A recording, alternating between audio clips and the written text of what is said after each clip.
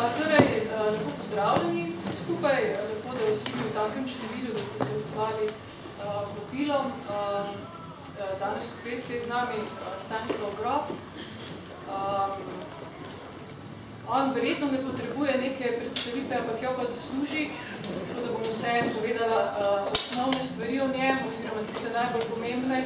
Upam, da ne bo predolgo, tako da bom vseeno imel čim več časa, da vam preda svoje znanje, ki je zares neskončno, neizčrpno in, kot veste, ga mnogi uvrščajo med najbolj pomembne še živeče ljudi, ki se ukvarjajo s psihologijo in postavljajo ob bok Zigmunda Freuda in Karla Gustava Junga. Zdaj, če preberem čisto nekaj osnovnih podatkov, torej rodil se je na Češkem leta 31, leta 65 je doktoriral iz psihiatrije, potem je delal v Pragi na univerzi v Pragi že tako na začetku z psihedeličnimi terapijami. Leta 67 je emigriral v ZDA, tam je bil zaposlen kot asistent psihiatrije na Univerzi za medicino Johna Hopkinsa, John Hopkins University School of Medicine. Kasneje pa je napredoval do mesta direktorja raziskovalnega centra v Marylandu. Trenutno pa predava na fakulteti za integralne študije in je gostujoči profesor na več univerzah v Ameriki. Med drugim je tudi ustanovnik in dolgoletni predsednik Mednarodne transpersonalne zveze ITA, dobitnik ogromno nagrad, izmed nagrad ne omenim samo nagrado za Zveze za transpersonalno psihologijo in zelo prestižno nagrado Vision 97, ki mu je podelil sam Václav Havel.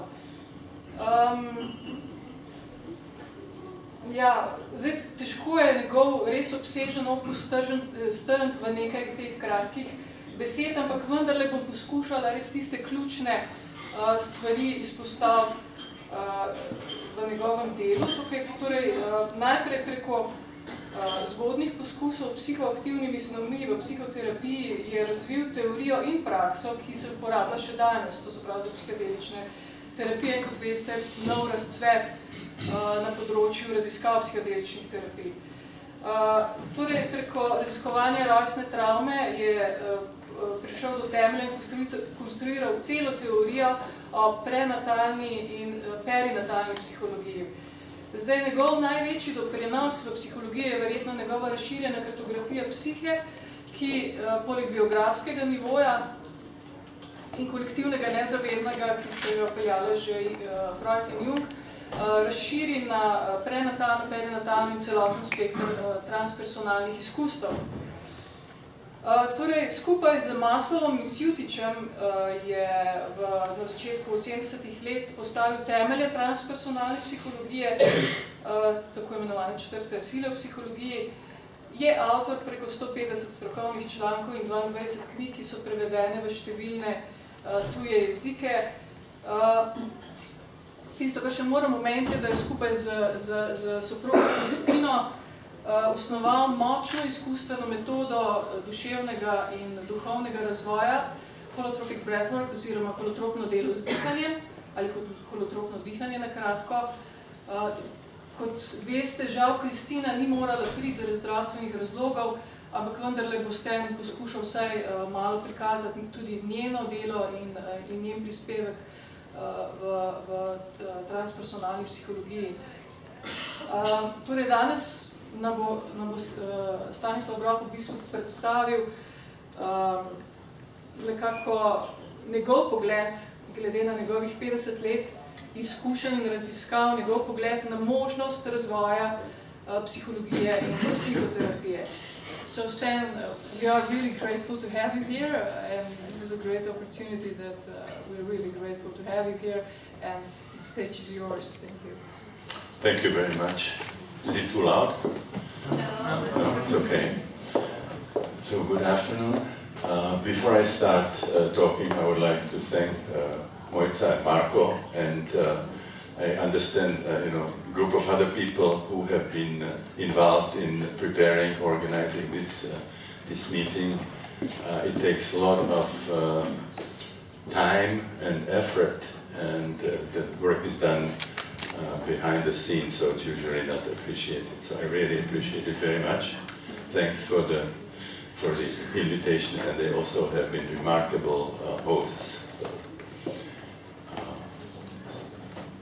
I speak several languages, but Slovenian is not among them.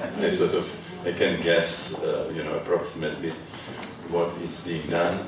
But we have back in the room, Tina, can you please stand up? Yes.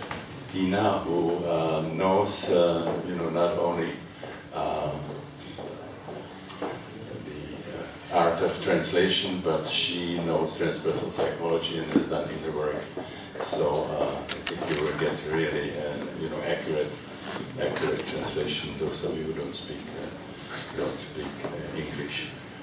And I think I understood correctly that you mentioned that Christina was not coming, yeah. And we can show her art as she was sort of working on herself. And she also prepared a digital version of her talk, the way she would have done it, and we make it available on the website. So you'll get sort of the pictures and the talk separately. Christina has an immunological autoimmune disease, lupus, and which can be stationary but can also flare up. And the worst development is that it becomes systemic, and it's the heart and kidneys and other organs. So it's a serious disease. And she had a flu, and it flared up this lupus, and so her two physicians said absolutely no travel. And so I'm very, very sorry. I will not come close to the presentation that she would have done. Once when we did a month-long, somebody said, you're a great combination, Stan's intellect and Christina's heart.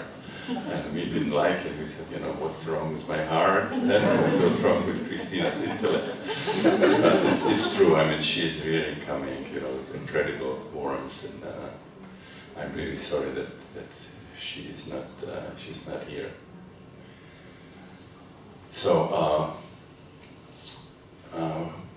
I think what I will be doing today is talking about experiences and observations from something that's more than half a century of interest in consciousness.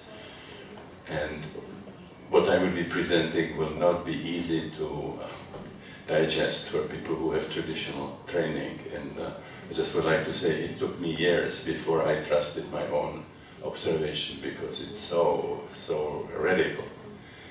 And so this paper came in the last issue of Transpersonal Psychology, in a sort of shorter version, and then I have a 75 pages long version. And it's basically what changes I think have to be done in psychology and psychiatry to accommodate the experiences and the observations from non-ordinary state. And you will see that it's very, very radical. And in the past, people who offer, something too radical usually are not accepted very well. Usually, the first impression is they're crazy or it's bad research. So I decided, because I'm really convinced about what I'm saying, I decided to take a chance, to get all those names. But I want to present it the way I really see it. And if you have difficulties accepting some of those things, just remember that I had real difficulties to accept my own observations. It's very, very difficult for somebody who's a beginning psychiatrist, you see, to come up with something that is not consistent with the worldview of your teachers.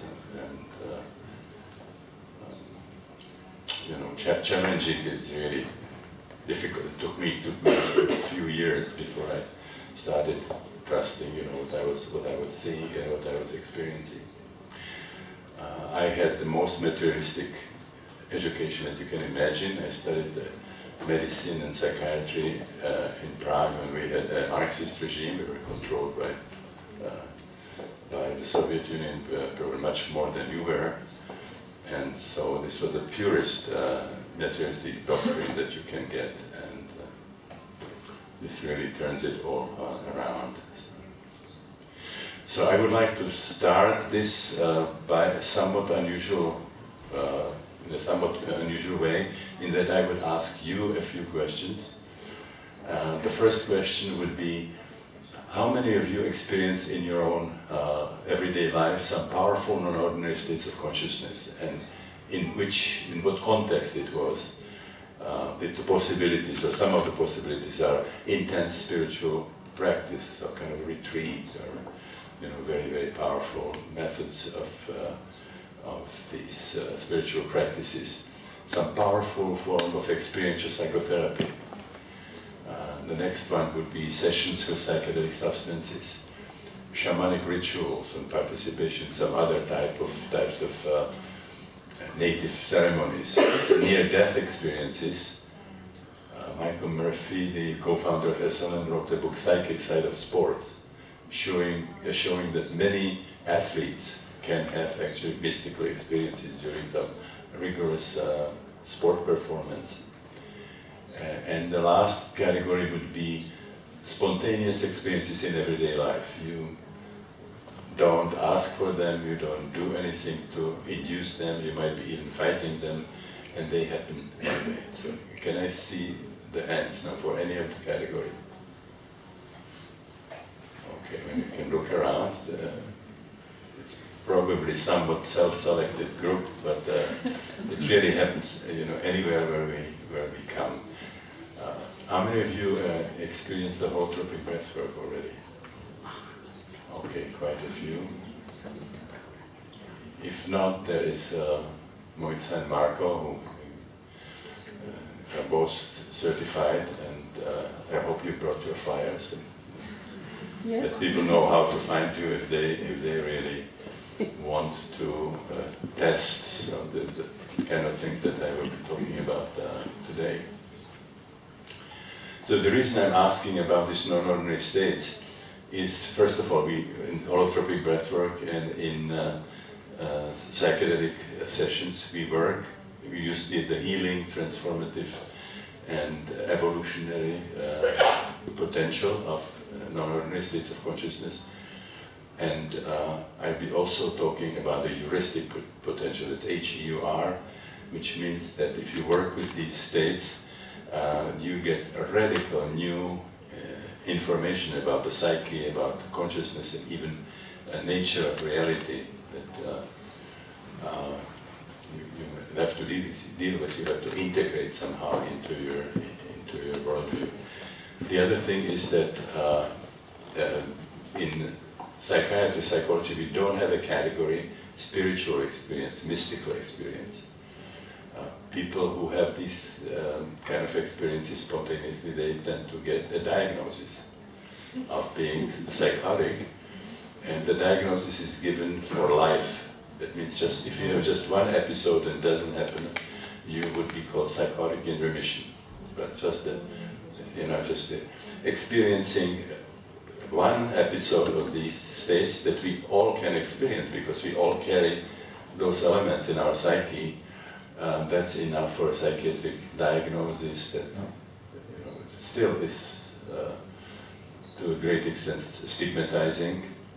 It leads to hospitalization frequently, and also a tendency to suppress these experiences.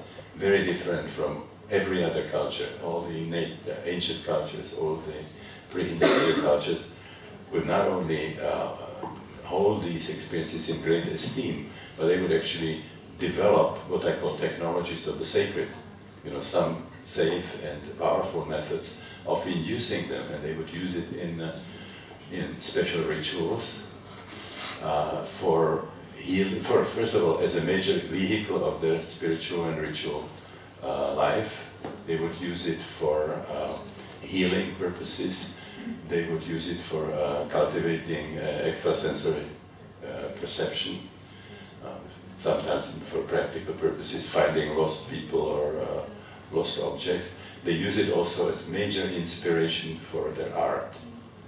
So a lot of the native art is really coming from non-ordinary states. So I've been so far using the term non-ordinary states. British and American psychiatrists actually use a different term, which is altered states of consciousness, which I really dislike because it sounds pejorative to me. It suggests that there's a correct experience of ourselves and of the world, and then in these states it's somewhat distorted. They're not authentic. This is not what happens in mystical experiences. You would really have a convincing sense that what you are getting is additional. It actually provides deeper understanding of who we are, a deeper understanding of reality, in some sense in normally inaccessible dimensions of reality. It's almost like looking into the cosmic kitchen, how reality is created. And I will at some point say something about the holographic model, where you sort of understand how it is possible that you get a deeper insight in these states into the nature of reality and your own nature. Now the term non-ordinary is better, but still is too broad. You can have all kinds of non-ordinary states that don't have the healing, transformative, heuristic, evolutionary potential. You can get very drunk and you'll be in a non-ordinary state of consciousness. You can learn a lesson or two, but it's not going to be a revelatory experience. Or after a car accident or various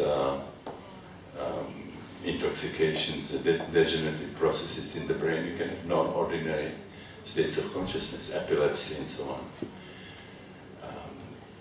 Our daughter is married to somebody who's half Native American from the Ojibwe group, and we have these long discussions, very interesting discussions, and she says, "Stan, I don't know why you're calling these states non-ordinary. For my people, that's just part of the spectrum that human beings can have."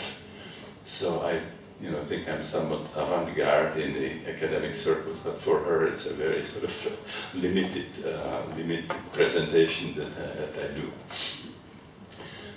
So these 56 years that I've been working with non-ordinary states, I've been interested in a subgroup that has all these properties that I mentioned: healing, transformative, evolutionary, heuristic.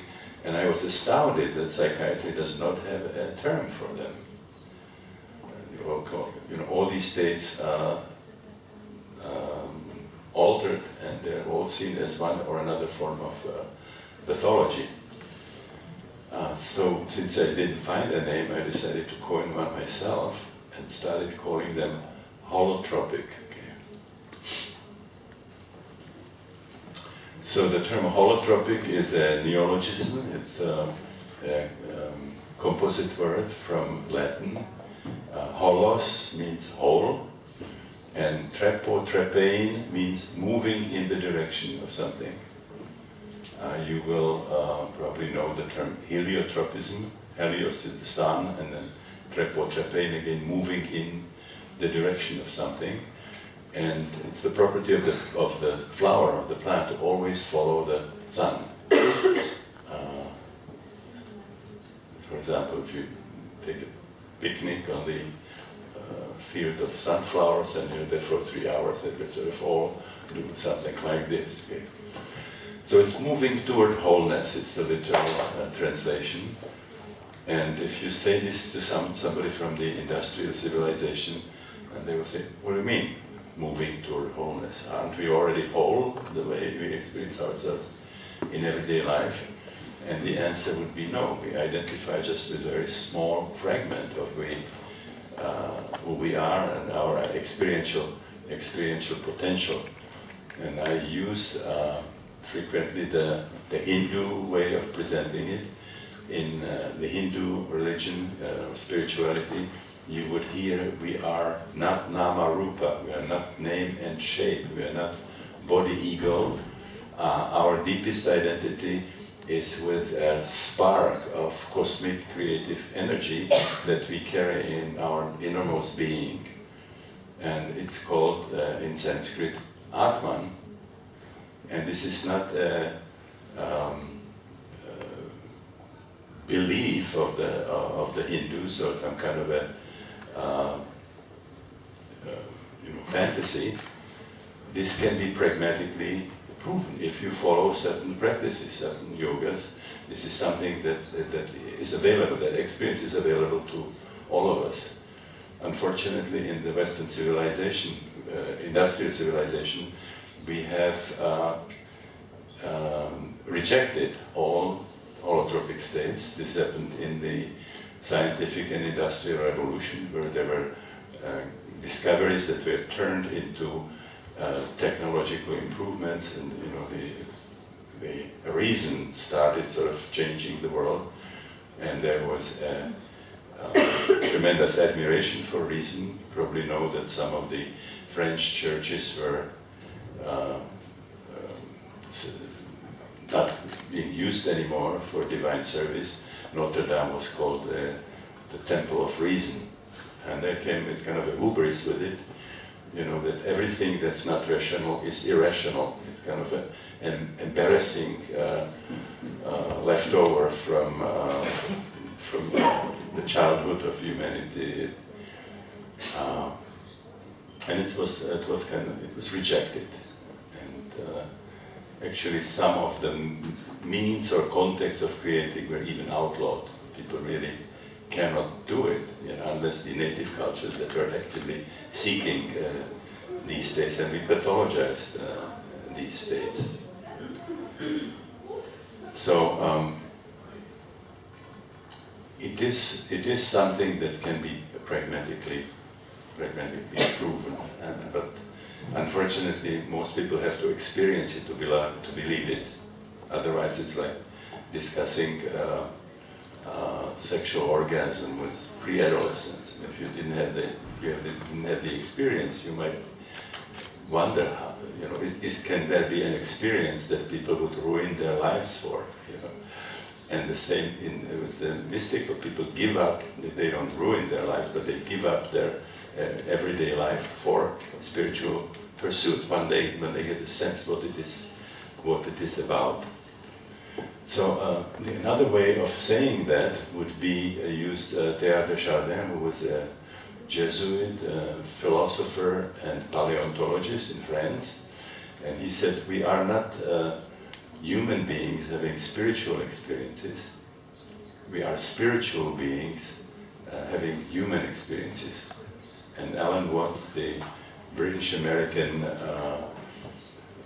philosopher and writer, said a number of times, we are not skin-encapsulated egos. We are not what we are experiencing ourselves in our everyday life. Now, what would be the context in which we see holotropic experiences? The first one would be the initiatory crisis that begins, the career of many shamans. This is very open to shamanism. Sometimes it's being weakened by some physical disease, but in many instances it's simply a spontaneous visionary experience that takes you into the underworld. You have the experience of being attacked by some evil forces. You experience great suffering, even torture. You might have the feeling that you're dismembered, that you die. And then there is the experience of a kind of a magical journey into the supernal realm, into the solar realm. This could be the experience of identification with a solar bird, like an eagle, a thunderbird, a falcon, a condor in South America. or you might have the experience of being carried by this bird. And in some other cultures, it's climbing the world tree or climbing the rainbow. There's sort of different archetypal expressions for that. But basically, it is an experience of death and rebirth, and also spiritual opening. The shamans experience deep connection with forces of nature, with animals, both real animals and then archetypal animals, which they call power animals or animal spirits. And what is very interesting is that they typically heal themselves from emotional, psychosomatic, and sometimes physical diseases. So the anthropologists call them wounded healers. People who heal themselves before they start healing others. And not only that, they will also get a kind of crash course in healing. They learn how to heal.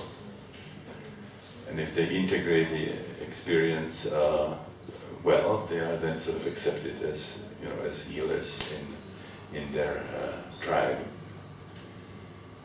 Now it's really the grounding is important, and it's not true what we hear from our psychiatrists and from anthropologists that those shamans are crazy.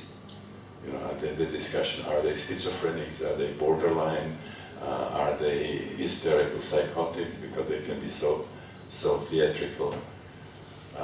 None of it is true, and we had a lot of contact with shamans. They can handle reality just as well or better than the rest of the tribe, but they have something additional. So if they integrate the experience well, they become leaders, they become healers, seers. They are very frequently artists, even good politicians. They usually know all the gossip. They know what's happening in the tribe. So they are not somewhere in a Z-band, as we call it. So going sort of out into a wild experience doesn't make you a shaman. I mean, those native cultures, they are not idiots. The idea that if there's experiences that they don't understand, that they sort of see it as sacred. I mean, they can tell who is a shaman and who is just crazy or sick. So you have to really have certain properties to be accepted as shaman. And then the shamans use these holotropic experiences when they are working with others. Either they enter themselves in an ordinary state, or they induce it in their clients, or both the shamans and the clients would be in a holotropic state. The second category, when you see these holotropic states, are so-called rites of passage. This is a term that comes from a Dutch anthropologist, Arnold van Gennep, I think we have the name there, Gennep, who studied many native cultures, and he found out that practically all of them developed very powerful rituals that they enact at a time of important biological or social transitions. For example, birth, circumcision, puberty, marriage, menopause, and of course dying, or sometimes as initiation of warriors, or in movement to another territory. This is a time for powerful holotropic states, and they would define a certain area as sacred, and this is where they invite what could be called a horizontal and vertical dimension. We live in a horizontal dimension, and they bring sort of the other sort of normally invisible realities, particularly the archetypal domain. This is a term that was used very much by Carl Gustav Jung, and it's closely related to the Platonic idea of the forms or the ideas, like another dimension of reality that forms and informs what is happening here. The archetypes are could be seen from three different perspectives. They can be seen as mythological principles, archai, deities, Aphrodite and Hades and Persephone and so on. They can be seen as philosophical principles, which means Platonic forms or ideas, or another perspective is to see them as psychological principles, which was Jung's approach. So these are rituals in which they somehow have the experience of the world, of the, we would say archetypes, they would say deities. And this is an important vehicle in their ritual and spiritual life. If you study them, what happens in these rituals that people experience psycho-spiritual death and rebirth, very much like what I described already for shamans. In native cultures, the shamans have higher status than the initiates, although they have similar experiences. The idea is the shaman is chosen for a special function, whereas this is sort of used by humans, the rituals. So I will just give it an example. The puberty rites, which exist really in all native cultures. What happens there? If you are an adolescent boy or girl, there would be separation from the tribe. You would be put through powerful procedure involving holotropic states, and you experience death and rebirth, and then experiential return into the tribe, and now you become adults. Nobody in the tribe will ever dare to treat you as a boy or a girl now. You are an adult, you have been through this. Very different from our culture, where you can be 60 years old and you go to your parents and you're still, your parents' little girl or boy, and they think that they can make decisions for you or approve or not approve what you are doing in your life. Whereas in these native cultures, there's a very clear separation. And from that perspective, we are really a culture of adolescence. I mean, if you see kind of Hollywood movies, that they're catering basically to adolescent audiences. All these sort of explosions and destruction and so on. Not particularly interesting for somebody who has really some mature judgment about these things. So I was part of a group of about 18 people invited by Margaret Mead, who was an anthropologist, and her idea was that the fact that we lost meaningful rites of passage actually contributes to the problems that we have with adolescents, the drugs, the promiscuity, the criminality and so on. They don't have socially sanctioned context in which they would confront their destructive and self-destructive drives. And we discussed things like, is it possible to create these rituals, or does it have to come out of the history of the tribe?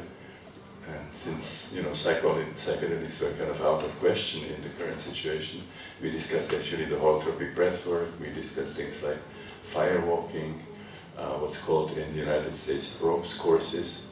Okay, you put sort of different things way up there, and people have to cross the these ropes supporting each other, and they have to jump and catch something. And it's used for team building very much in the United States, because if two people have to cross two of these ropes, they have to support each other, and then they have harness which is then held by the rest of the team. So we really have a reason, to hang together and cooperate, unlike in everyday life.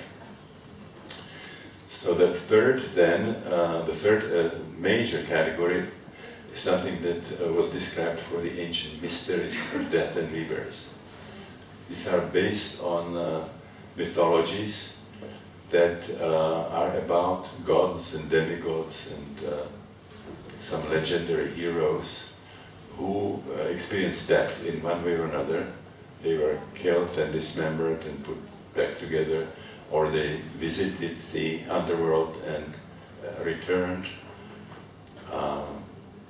like Inanna, the Sumerian goddess, or Odysseus, and so on.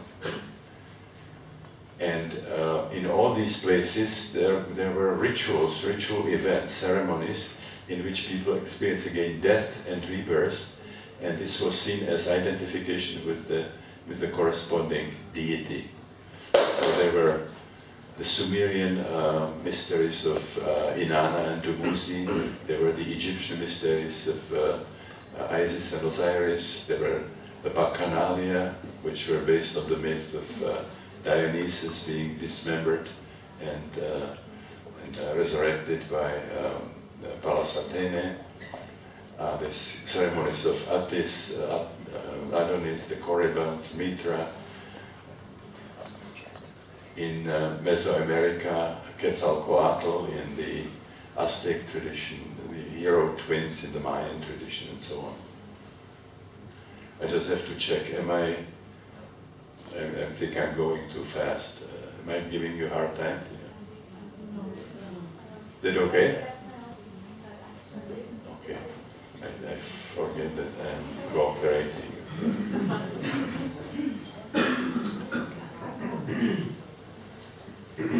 I will just mention specific example, which were the Eleusinian or Eleusinian mysteries conducted in Eleusis, which is about 16 miles from Athens. They were conducted for almost 2,000 years, every 5 years. Now, you know that they had to offer something pretty impressive to keep the attention of the ancient world. The list of the people who were initiates in these mysteries reads like, we have in America, who is who are the important people. So you have Plato, Aristotle, Cicero, Emperor Mark Antonius, Pindaros, just a number of these personalities that were initiates of these mysteries. Now, when Christina and I visited Eleusis, we had a guide, and there are the ruins of the Telestриon where they were conducting these mysteries. And I asked at one point how many people were doing it at one time. And she said, well, about 3,000. Now, if in a relatively small world, you see, 3,000 people would have powerful experiences, that has to have some influence of culture. There's a very interesting book, Road to Eleusis, by Albert Hoffman, who discovered LSD, and Gordon Wasson, who brought the Mazatec magic mushrooms and gave them to Albert Hoffman for chemical analysis, and a Greek scholar called Karl Rack, and they have shown that the key to these experiences and to these mysteries was a sacred beverage which was called Kykeon, Kykeon, and they showed that this was a preparation from ergot, very similar to LSD. So this is the best kept secret. We say the Greeks were really very talented people. They had some interesting ideas. Well, if 3,000 people in the area had these powerful psychedelic experiences every 5 years, there would be some interesting idea coming from this kind of population. So today, when I think about Plato, I don't see him pacing in the academy and saying, well, let me see how the world works. So we don't have just this level. There's also this other level. There are all these forms. Those are all experiences that people can have today in these holotropic experiences of various kinds, whether it's breathwork or powerful spiritual practice. Michael Harner just published a book called The Cave and Cosmos, Cave and Cosmos, I think it's called, showing just how powerful the just drumming, shamanic drumming can be, and he described a whole range of experiences that can take you into these kinds of dimensions. And then there were also powerful technologies for inducing holotropic states developed in the context of the great religions of the world. So there would be different schools of yoga, different forms of Buddhism, from Theravada to Zen and Vajrayana. There would be Taoistic methods of inducing these states, Kabbalistic exercises, Sufi technologies, using singing and whirling and breathing exercises. In the Christian tradition, it was Jesus' prayer, hesychasm, very, very powerful method.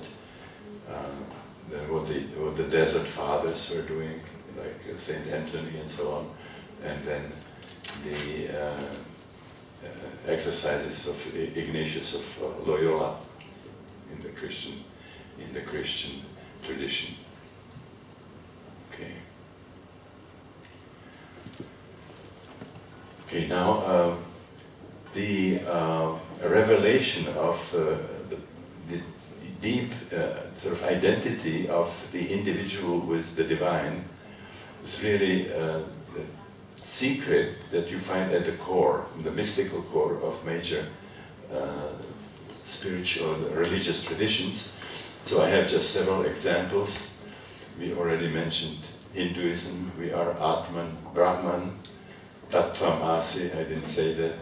In the Upanishads, there is the question, who are you, who are we? And the answer is, in Sanskrit, thou art that, which would be, sounds very prosaic, you are it, you're that. It's written with a capital letter to put it in perspective.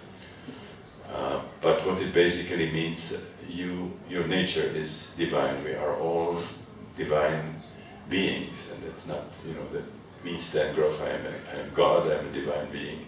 You guys are just ordinary folks, and this is a kind of a psychotic conclusion made from mystical experiences that are not finished and are not integrated. When the ego doesn't surrender and people experience themselves for their own divinity and they attach it to their everyday identity. So if this experience goes 360 degrees and you're really grounded, it's, I am divine, but so is everybody else.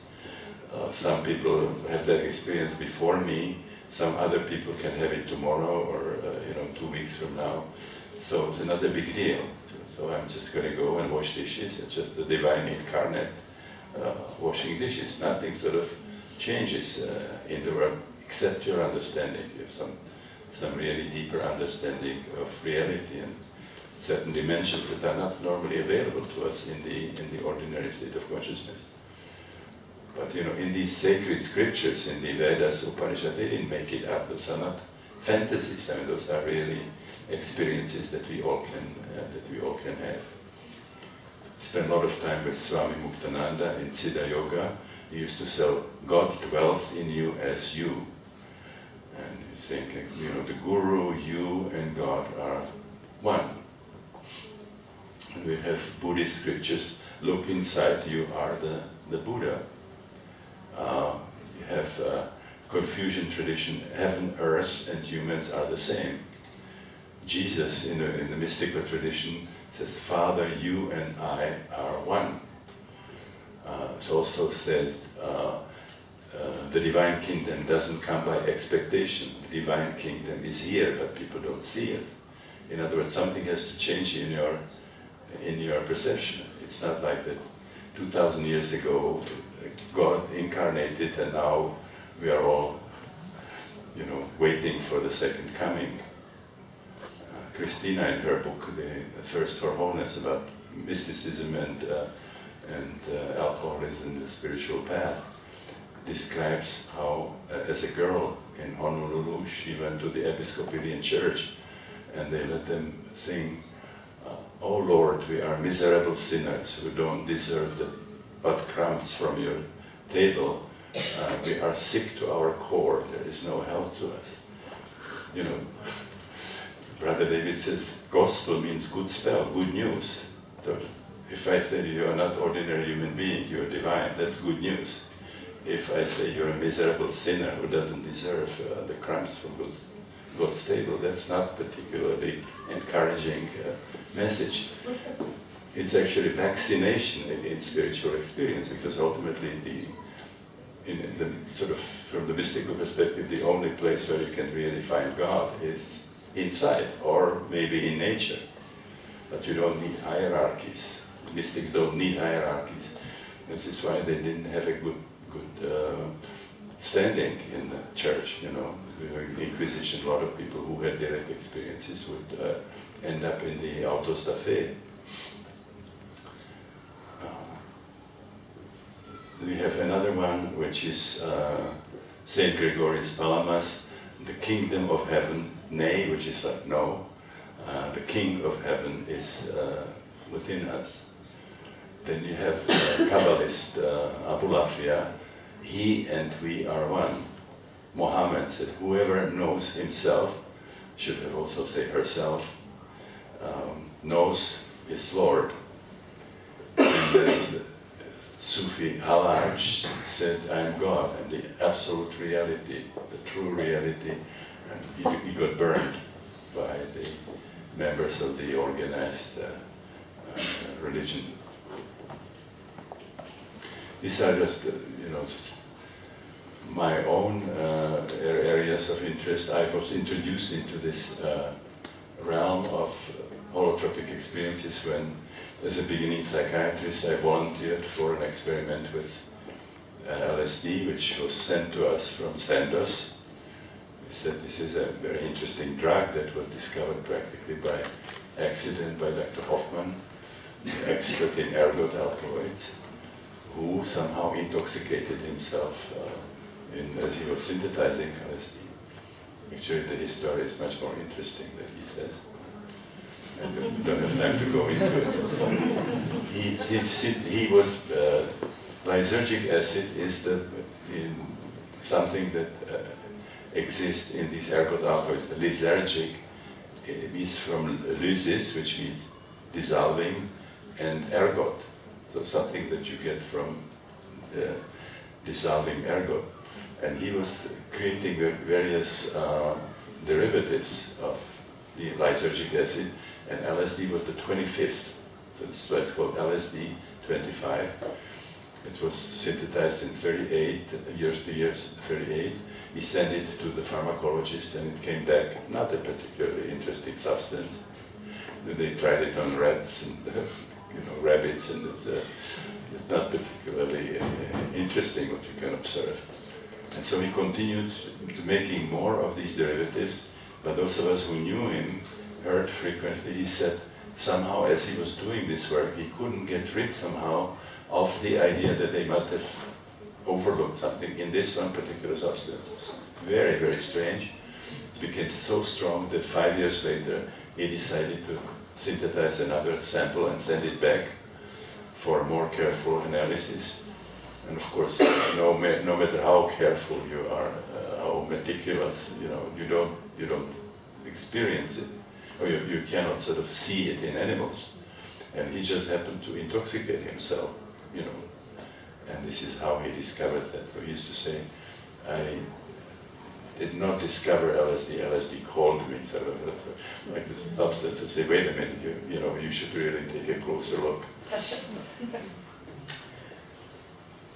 Okay, so I was at that time getting sort of disenchanted with psychoanalysis. This was the reason why I went to study medicine, and I started realizing that it's a lot of hours, a lot of time, a lot of effort, a lot of money, because money is very important there. And I originally wanted to go into animated movies, and so I started having the feeling this is a wrong choice of career. I should have sort of stayed with the animated movies. And then suddenly there was this opportunity. It came from Sandoz with the letter. It's a very interesting drug. Maybe this could be used as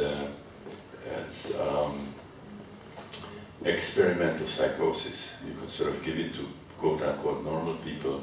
You do some tests before, during, and after, and you find out what's happening biologically when the psyche of people is so profoundly influenced. And then there was a second suggestion, the second tip, which kind of became my destiny or karma. It says, well, maybe this could be used as a kind of unconventional educational tool, which means psychiatrists, psychologists, and students, nurses could have this experience of a realm in which the patients, some of their patients seem to live. And if you have that experience, you probably will understand them better, you'll be able to communicate with them more effectively, and hopefully have more success in treating them, which was kind of sorely needed in psychiatry at that time. We were using electroshocks, cardiazole shocks, insulin coma, dunking people in cold water, a pretty medieval kind of approach. And suddenly there was this possibility of being more successful. In addition, there was this the power of LSD, which was micrograms, millions of a gram can change mental functioning for 6 to 8 hours. So our initial excitement was about the possibility that the human body under certain circumstances can produce something like that, and that really what we call mental diseases would not be mental diseases, they would be aberrations of body chemistry, and if we can identify it, we can find some remedy. This would be a holy grail of psychiatry, test tube solution for schizophrenia. So this was our initial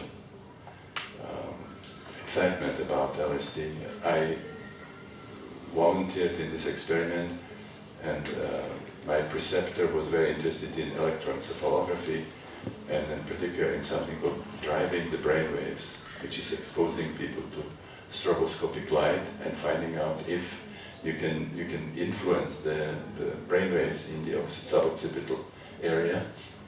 So those of us who wanted to have this experience had to agree that we would have not only EEG before, during, and after, but we get our brainwaves driven in the middle of that experiment. So what happened practically between the third and fourth hour, when my experience was culminating, this research assistant came and said, "It's time to drive the brainwaves." She took me in a room, I lay down, and she put the electrodes on my head, and then brought this gigantic strobe, put it above my head and turned it on, and in the next moment there was light like I had never seen. I couldn't even imagine existed. Like when the mystics talk about millions of suns. Initially I thought it was like what it must have been in Hiroshima when the bomb exploded. Today I think it was more like the Dharmakaya from the Tibetan Book of the Dead that you see at the moment of your death. But my consciousness was just catapulted out of my body. I lost the research assistant, I lost the clinic, I lost Prague, I lost the planet. And I have the feeling that I ceased to exist as my everyday self. I was thus extinguished, but I somehow, by becoming nothing, I had the feeling I became everything. I became sort of the totality of existence. And then coming down, I was in the astronomical universe where there were sort of things happening for which at the time I didn't have a name, but later I read about the Big Bang and the black holes, white holes, wormholes. I mean, it was something in that category. And then she turned it off, and my consciousness was shrinking again. I found, the planet, I found Prague, I found my body, But for a while I had problems trying to align my consciousness with my body. I was kind of just circling around, trying to figure out how those two get together. And it was just absolutely clear to me that consciousness is not something that we can cook in our brain, that this is a cosmic phenomenon, and that the brain somehow mediates consciousness but does not really produce it. And I will sort of return to this later.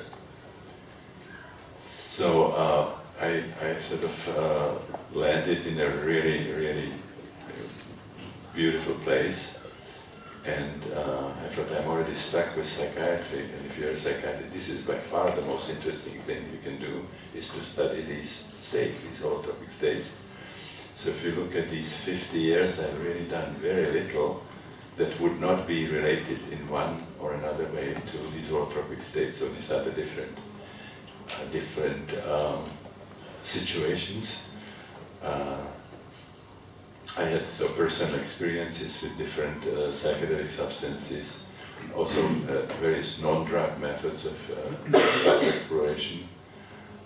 Moitsaga spoke about the holotropic Preddvor. It's one of those methods. I was part of a program first in Prague at the Psychiatric Research Institute, and then in Maryland at the Maryland Psychiatric Research Center, and I ended up leading the last surviving project of clinical examination of the psychedelic substances in Baltimore. We had a big sensory deprivation tank that John Lilly built, where you could be underwater with a kind of a mask in darkness, same temperature of water as your body, no sounds, and people also having powerful experiences. Then Christina and I developed the holotropic Preddvor with us, and we did it first in workshops, and now we have training where probably about 1,300 people all over the world have been certified as facilitators, and many other people are in the training, and many people whom we train conducting their own workshops. And then over the years we did a lot of work with people where the holotropic experiences happen spontaneously. And we found out that instead of suppressing them by tranquilizers, you actually support the experiences as if these were holotropic experiences in the breathwork or in psychedelic sessions. And you find out that if they're properly understood and supported, they are healing and transformative. So we coined the term spiritual emergencies. It's a play on words, because the Latin emergere means to emerge. But if a situation emerges suddenly and surprises you, it's called emergency. They go to an emergency room. This is an emergency. So that kind of two aspects, two meanings of that word. Emergere, sort of emerge to another level, and a crisis. It is a crisis in people's life. If it's intense, they cannot handle ordinary situations. We frequently point to the Chinese sign for crisis, which consists of two other pictograms. One is the danger, the other one is opportunity. So these situations are problems in people's lives, but they are also opportunity to do some really powerful healing and transformative work if you know what is happening there. And then there are other situations. I spent a lot of time with shamans, South American, Mexican, North American, participated in native rituals with psychedelics like peyote, mushrooms, ayahuasca, kava, and without, rituals that there were no plants involved, just sort of non-drug or non-pharmacological means. I was very interested in psychics and parapsychologists, also near-death survivors and thanatologists. We had a large study where we used psychedelics to induce mystical experiences, and we were studying if this will take away the fear of death of terminal cancer patients, and if you can transform actually the experience of dying. If you are interested, this was described in my book, The Ultimate Journey, about 1/3 of it is description of this study, and the rest of it is what we learned about death, both dying, biological dying, and then the psychospiritual death rebirth process that I described in those different contexts, in rites of passage, in shamans, in the mysteries, and so on. Then we worked with some people who had UFO experiences and experience of being abducted by UFOs. It's a really fascinating phenomenon. It's not possible just to dismiss it and say these people are psychotic and we put them on tranquilizers. John Mack, who was a psychoanalyst who got killed in London by crossing the street by a drunken driver, and he was a psychoanalyst at Harvard, and he did also our training, and he became fascinated by these UFO experiences and studied over 200 of them, wrote books, The Passport to the Universe, Abductions, and he had a lawsuit going with Harvard because they wanted to take away his tenure because he just didn't simply call these people psychotic and put them on tranquilizers. He was sort of talking with them and exploring these experiences. He wrote books that are really very interesting. It's a phenomenon that we would call now anomalous, things that we cannot explain by our current theories. And then contact with a lot of spiritual teachers. I mentioned Muktananda, Siddha Yoga. We did 7-day retreats, about 30 of them, with Jack Cornfield, who is a great Vipassana Buddhist teacher, where we combine Vipassana meditation with the holotropic breath work. We met Tibetan masters and Zen Buddhists and people like Brother David Steiner-Rast or Father B. Griffith, who are like mystics from the Benedictine order. And we were very interested what they do if these methods that they are using are too successful, if they open up people and really powerful spiritual experiences come, if they have ways of supporting that and helping people to complete those experiences and ground them. So this was my experience. As you can see, the common denominator always holotropic state. This became my passion, my vocation, my profession. Okay, now if you work with these states, it really it cannot be explained by the current sort of concept that we have in psychology, psychiatry, but even in materialistic science. What is here mentioned is 1962, a very, very influential philosopher, Thomas Kuhn, wrote a book called The Structure of Scientific Revolutions. After 15 years of studying the history of science, and he found out that the history of science is not a linear process where we get more and more information and we formulate more and more accurate hypotheses about them. He found out that the history of science breaks into very distinct periods and that they have certain dynamics that you can even predict. And like the cornerstone of this theory that he had is the concept of paradigm. Now the paradigm can be defined as a constellation of basic metaphysical assumptions, of beliefs, of values and techniques that the entire academic community shares. They all agree that this is the way of seeing the world. Now when the scientific community is influenced by a paradigm, then they do something that Thomas Kuhn called normal science, which is basically problem solving within a certain context.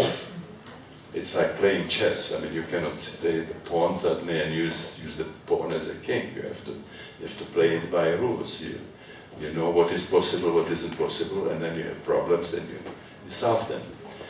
But then what happened again and again in the history of science, that observations were made that the current paradigm could not explain.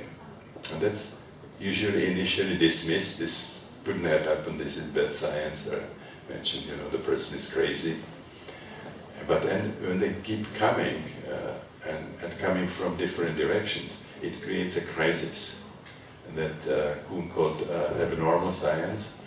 And at that point, concepts and theories emerge that are trying to explain these observations that the old paradigm cannot explain. And then after a while, one of those suggestions is accepted and becomes the new paradigm that governs the next period until some more challenges come.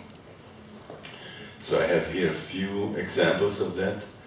The major one was the replacement of the geocentric system of Ptolemy by the heliocentric system of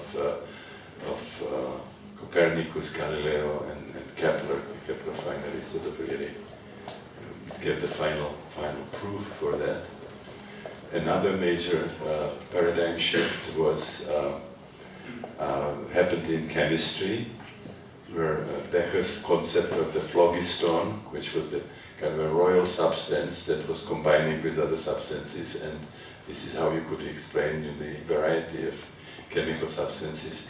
This was replaced by the atomic thinking by Lavoisier and Dalton. And the third example that I have here is the real conceptual cataclysm that happened in the first 3 decades in physics, when the physicists had to move from Newtonian physics first to theories of relativity and then to quantum theory that even Einstein could not accept, although he was the one who inspired it. So there's another thing that happens in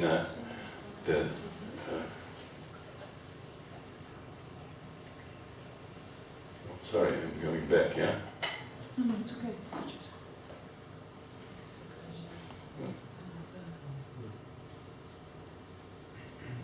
You see, I'm pushing the wrong button, sorry.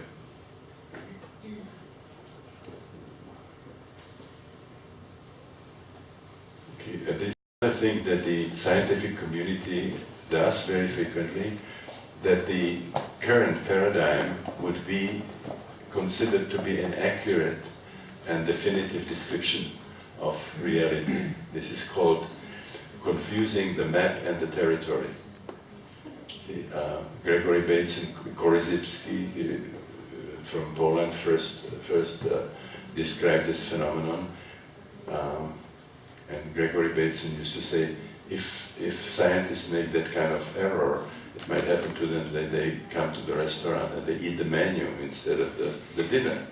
The map would be better or not so good, but it's not the territory. It's not the reality. It's our best way of using our observations and sort of make some kind of statement about it. There was Lord Kelvin that at the turn of the centuries, from the 19th to the 20th, gave a talk in a British scientific society, and he said, physics is a finished discipline, no more changes, just more accurate measurements. This was 5 years before Einstein wrote the 3 papers that just turned physics around.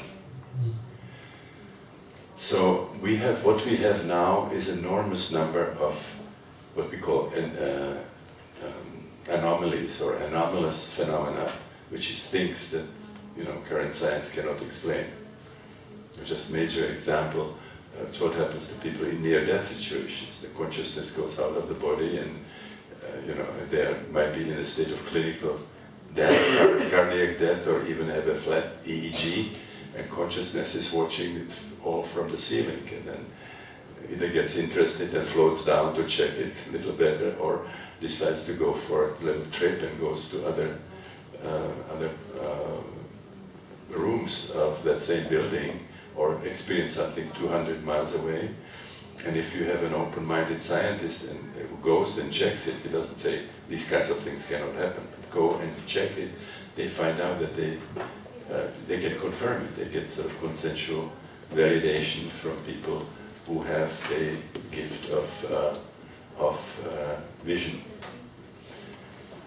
So usually there's a tendency to explain these anomalous phenomena as pathologies, but actually the truth is that they have mostly positive effect if they are properly understood, properly integrated. For example, near-death experiences can have really very positive transforming effect on people. Maslow's peak experiences have the same kind of an effect. Even the abduction phenomena can have positive effects, and certainly spiritual emergencies where people have a lot of sort of non-ordinary type of experiences, if they are properly supported. They can be very healing, they can be transformative.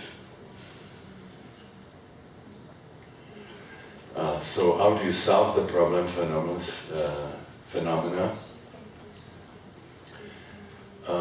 Basically, if there are a lot of them, you just have to change the paradigm. I have here Bridgman's definition. Anomalous phenomena is what you have left when you apply a bad theory, one that is based on false conceptual framework or false metaphysical assumptions and premises. I have William James here, famous American psychologist, who said, no scientific worldview can aspire to be complete without taking into consideration anomalous phenomena. So it's really, if you have too many anomalies, that's time to change the paradigm. How are we doing with time? And also, Tina, do you need a break? We can make a short break, 15 minutes? Yeah, why not? Okay. Yeah, 15 minutes? Yeah.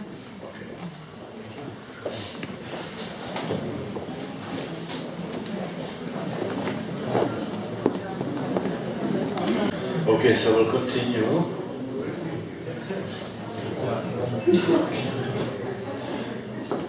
So this, what we have here, is implications of the work with holotropic states for psychiatry, psychology, and psychotherapy. And some of these are the revisions that would have to be made. Some of them are simply areas where we would have better understanding if we introduce these new concepts. So the first would be, we would have to vastly expand the model of the psyche. What we use now in psychology and psychiatry is limited to postnatal biography. Freud said the newborn is a tabula rasa, an erased tablet, washed blackboard. There's nothing of interest for psychologists and psychiatrists that precede birth, including birth itself. Although Freud had a very short period in his life when he thought maybe birth is a template for all future anxieties, but then he sort of didn't develop it any further. And his follower Otto Rank then wrote the book on the birth trauma. So when we use holotropic states, we'll find out that the experiences that people have don't remain in this very narrowly defined territory of postnatal biography, what happened in infancy, in childhood, in later life. But they will first move into what I call perinatal area. You find out that there is a record of all the experiences that you had as you were passing through the stages of birth. And I talk about it as perinatal, basic perinatal matrices. And we will talk about it later. The experiences that you have when you are living the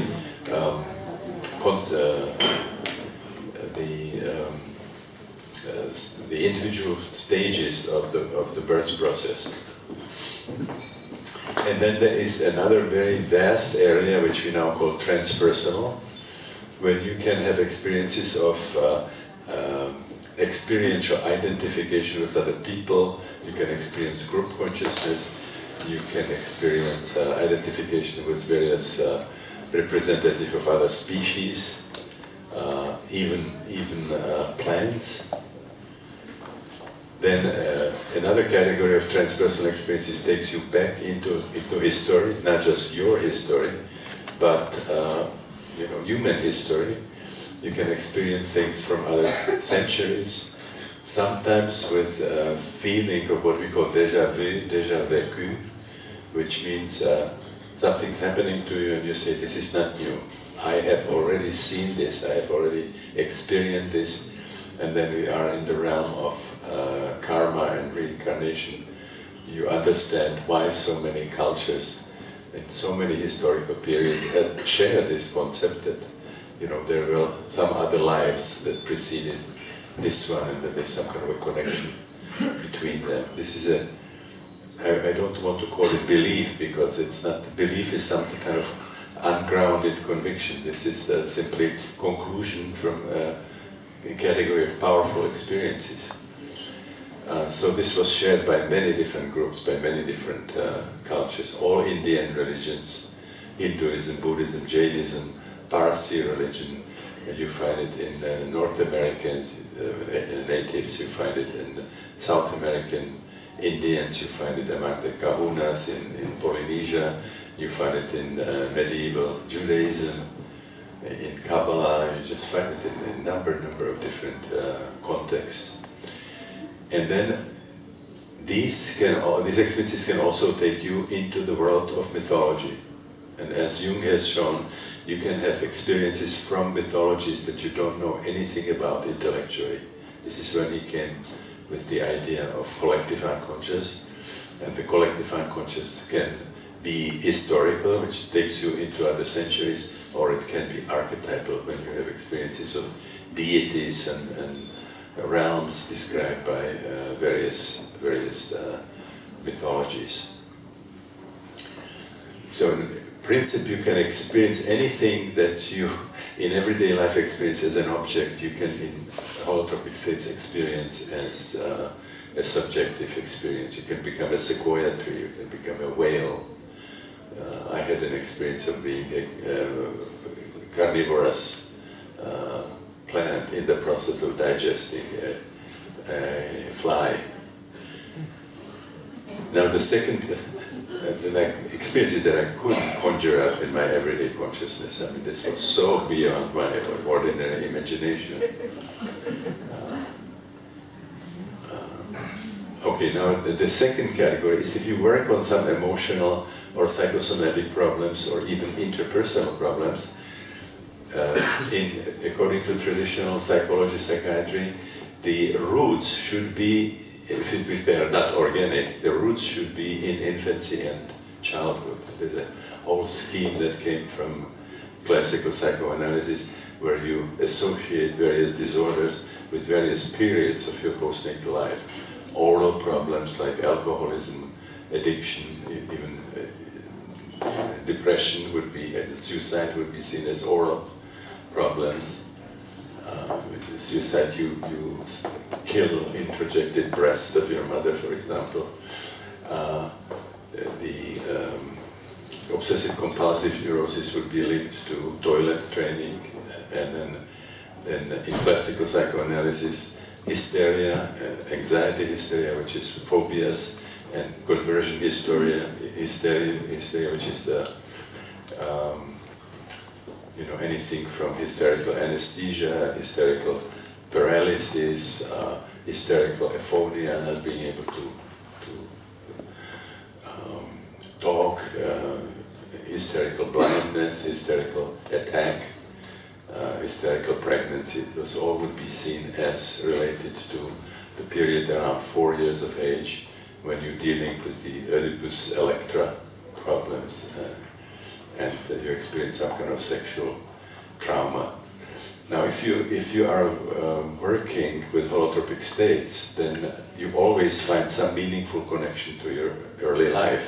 It's not that it's not true, what you hear about in psychoanalysis and all the different schools derived from Freudian analysis, but it's just not all there is. It describes fairly accurately a superficial layer of the dynamics which is involved in those kinds of problems.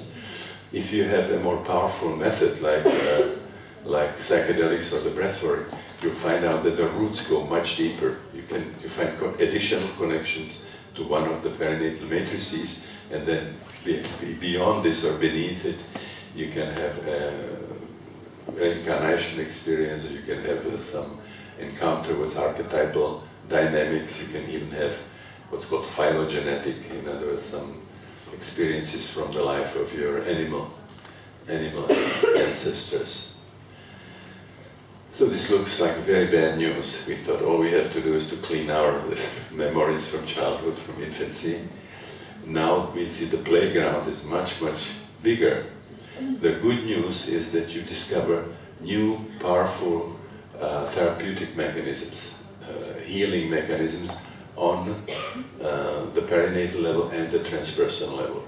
For example, reliving birth can alleviate a number of various problems, beginning with claustrophobia, where it's obvious the second stage of birth underlies one form of depression, which is called inhibited depression. There is a source of much aggression on the perinatal level. Psychosomatic disorders like the migraine headache or asthma, they are rooted in the perinatal level, and then have even deeper roots to past life experiences and other types of experiences. And there are healing mechanisms associated with all these different experiences. Then you have, for example, experience of cosmic unity, experience of oneness with other people, with nature, with the universe, which is extremely powerful healing mechanism. Unfortunately, it will be diagnosed as a psychotic experience of cosmic unity. There's no category in DSM that would, within a DSM that would sort of talk about it as something that can be observed in people, mystical experience, spiritual experience. Okay, the next very important category is strategy of psychotherapy and self-healing intelligence of the psyche. So we have many schools of psychotherapy, and each school has a different opinion about what are the main motivating forces in the psyche. Is it sex? Is it feelings of inferiority that we overcompensate? Is it that society doesn't allow us to have full sexual life the way Wilhelm Reich saw it? Each school has its own perspective on that. Each school will give you a different story, why the symptoms emerge, what they mean, and also gives you a different strategy, how to work with your clients. So most of us are not even concerned about it. Sure, we have so many schools, everybody says something different, like behaviorists will give you one approach, Freudian analyst, and then you go to Frommenian and Sullivanian, and many different schools. And the problem is that you cannot really show any kind of difference in therapeutic results with these different schools. There's studies, like the last one I read was Jerome Frank from Johns Hopkins University and his daughter Julia, showing that there is really no statistical difference between the results of these different schools. If it were so, that it would be about rational understanding of the psyche, and then deriving from it some kind of method of intervention in clients, and bring it into your interpretations. Interpretation is very, very important. There should be the results should be distributed on a Gaussian curve. There would be one school that has the best understanding of the psyche, gives the best interpretations, and this should be where you get the best results, and the other schools would be distributed on these descending branches, depending on how much they deviate from really correct understanding. And what seems the difference is inside of the schools. There are sort of better therapists and not so good therapists inside of the schools, but you cannot say that Reenchantment therapy is superior to Freudian or Stalivanian or Frommian and so on. It seems that something that's really effective in psychotherapy is something that you cannot describe scientifically, something like the human encounter, the quality of the human encounter between the therapist and the client. The feeling of the client that they are unconditionally accepted by another human being, typically for the first time in their life, because they didn't get it in their families. And they mentioned sort of Frank and his daughter mentioned, some of these kinds of elements. Another possibility is that if you have a therapist, you see, you have much more tolerance for symptoms, because now you want to collect the information, you watch your dreams, and sort of you really pay attention to what is happening, rather than just panicking about it. And you give a chance to some self-healing mechanisms that start sort of moving inside of the psyche. I frequently give an example from my own analysis. I was in analysis for 7 years, 3 times a week, a lot of money, a lot of a lot of energy, a lot of time. And my analyst was probably in his late 70s or late 60s, early 70s, and there were about 7 of psychiatrists of the same age in analysis with him, and we all observed that sometimes he dozes off, sort of takes a little nap, and then you have to do something, try to bring him back into the process. And we all knew it, and we were making jokes about it, and we also had the possibility of asking questions in the little seminars that we had with him. And one of us asked, what happens if one falls asleep in the session? If I free associate, does the therapy continue? Is the process interrupted? Should I get refunded? Because money is so important. No, he didn't say this kind of thing doesn't happen. He knew we knew, so he had to give some explanation.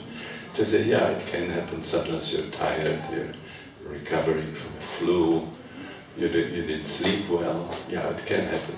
But, he says, if you're in this business a long time, you fall asleep only when that stuff that's coming up is irrelevant. When something really important comes, you wake up and you're right there. And he was from Russia, he immigrated from Russia, and he was a great admirer of Ivan Petrovich Pavlov, the one who got the Nobel Prize for the conditioned reflexes. And Pavlov talks about inhibition in the cortex, and that there could be a waking point. For example, in hypnosis, or his favorite example is the mother who can sleep through heavy noises, but if her own child starts moaning, she wakes up and she's right there. He says, just like Pavlov's mother, when something really important, something relevant is happening, you just wake up. Well, relevant according to whom? Had I had an Adlerian therapist or a Frommian or a Sullivanian, they would have fallen asleep and wake up at different parts of my narrative. So what is the alternative to this? It's also, when we choose as a psychiatrist, or as a medical doctor or a psychologist, we choose the school, our choice says much more about us than about the school. Like for me, it was Freud. This is where I'm going to get my training. Here he's got it. Well, there's really no proof that one school or another is more effective, statistically. Now, what is the alternative that we learned from holotropic states is that if you are in a holotropic state, it activates like an inner radar, you see, that finds what is relevant because it has a strong emotional charge, but it's not my conclusion on the basis of what my school thinks. It is an inner process. So something that has a strong emotional charge and is in the right position to the threshold of consciousness will automatically be selected for processing. Something else could have very strong charge and will have to wait 2 sessions, 3 sessions or more, because it's not in the right connection to the unconscious. And then you also activate sort of internal self-healing intelligence that will guide the process. It will decide what comes first, what comes late. And we simply have to support the process. We are not sort of running it. We are not doers. We are co-adventurers, as Jung called. Jung was quite close to this concept. He was using in later years of his life something called active imagination. And instead of analyzing dreams from memory, the way Freud did, sometimes, dreams that were not weeks or months, but years old. Somebody told him a dream that they had 20 years ago, and Freud would analyze it. Jung wanted to see the material emerging in statu nascendi, as it was coming up. So this happens in holotropic states. If you are there, you see the material coming sequentially out of the unconscious, and then you just simply support that. The healing process already is there, very much like many people compare it to midwifery. There's already the process for delivering the baby there, and a good obstetrician just supports the process. And if something gets stuck, you just do a little something so that it gets going again. A good obstetrician doesn't say, oh, let me see here, this is the way we take out the baby, and goes there, with the forceps and wrestles the baby out. So this is very, very much what happens in these holotropic states. So you provide a supportive environment, like in holotropic breathwork, for example. People work with each other. Everybody has a partner, and then they switch in the next session. The support system is very important. We have trained facilitators there, probably in a ratio 1 to 8 participants, or sometimes 10 participants. And we would offer some kind of a method that can induce a holotropic states. So it could be breathing, it could be psychedelics, it could be some shamanic method. And then when it starts happening, we just simply support the process. And we have done enough inner work that we really trust this inner healing intelligence. Like the training that we do involves a lot of personal work. It's not teaching people methods how you fix people. It's basically not to be afraid of it, really be able to support it, and trusting the process even if you don't understand it at a certain point. So the mind, the intellect is not ahead of the process. The explanations follow the process, which has its own dynamics. The next would be the role of spirituality in human psyche and in the cosmos.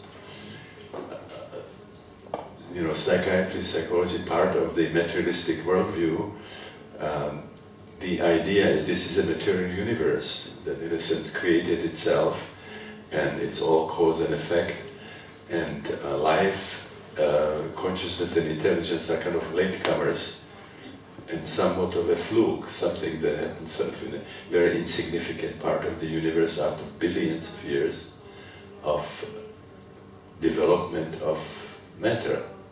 So if you have this kind of worldview and you say something about spirit, you say, what do you mean by spirit? So if you apply, psychiatry with this materialistic worldview, then if you sort of involved in something spiritual or mystical, it would be seen as lack of education. You really have not done your study of what materialistic science discovered about the universe. It's superstitious, we have terms for it like it's magical thinking, it's a primary process. If you are an intelligent person and still sort of, have some ideas about gods and goddesses, the idea is in psychoanalysis, for example, is that you have leftovers from your infancy, where you saw your parents as these godlike figures, and now you're projecting it and you're making gods and goddesses from them. And if you have direct spiritual experiences, you get a diagnosis, because we don't have that distinction between a mystical experience and a psychotic experience. Okay, if you expand the cartography, you include the perinatal, you include the transpersonal, you will be able to understand what's happening in shamanism, what's happening in rites of passage, where religions came from. They came all from transpersonal experiences. The founders, the early followers, they all had spiritual experiences. Now, when religions become organized, then you end up with dogmas, and many of them lose the connection to the spiritual source. It's then about hierarchies and politics and money and possessions, and you end up. The very important thing is that you don't use contraception in a world where there is AIDS epidemic and danger of population. These are not really. It's nothing to do with spirituality. So, transpersonal psychology is about these spiritual experiences, about transpersonal experiences, not about the dogmas of organized religions.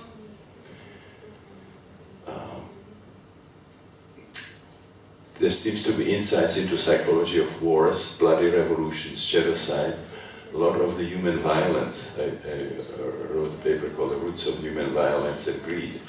A lot of it seems to be coming from the birth trauma, from the perinatal level, which is not recognized officially as being of any relevance. The reason that's given for it that the cortex of the newborn is not myelinized. Myelin is like a fatty substance that covers the neurons. And if that process is not finished in the newborn, we supposedly not be able to have a conscious experience of birth and make a record of birth.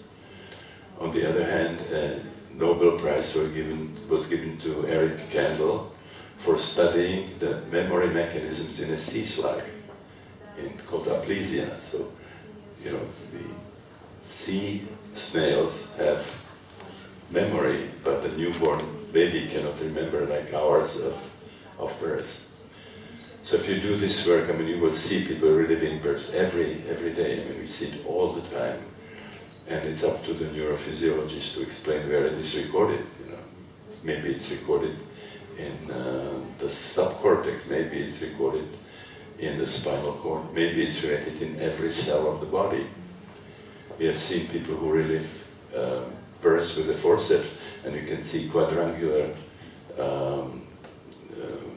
kind of bruises appearing. Nobody touches them, and the body remembers the pressure of the forceps.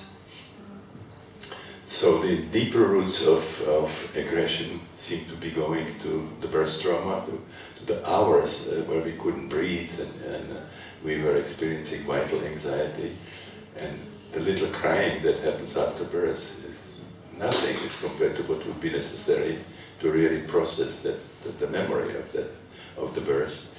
And then you have deeper roots of aggression on the transpersonal level. There are archetypes. Jung talked about before the Second World War, the archetype of Wotan and the archetype of Götterdämmerung, twilight of the gods, appearing in the dreams of German patients, and it predicted that there would be a catastrophe that takes over the whole nation, and that the nature will be war will be self-destructive. Okay, that some other insights would have to do, and I already mentioned some examples. related to the nature of consciousness and relationship to matter.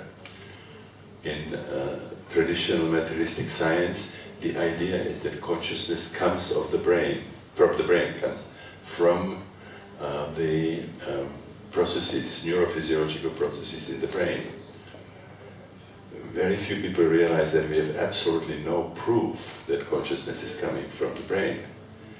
What we have is a lot of observations showing close correlations between what is happening in the brain and states of consciousness. So nobody questions the fact that we know about these correlations, but you can question the conclusions that were made from it, that these are proofs that consciousness is actually coming from the brain. And an example of what I mean would be a television.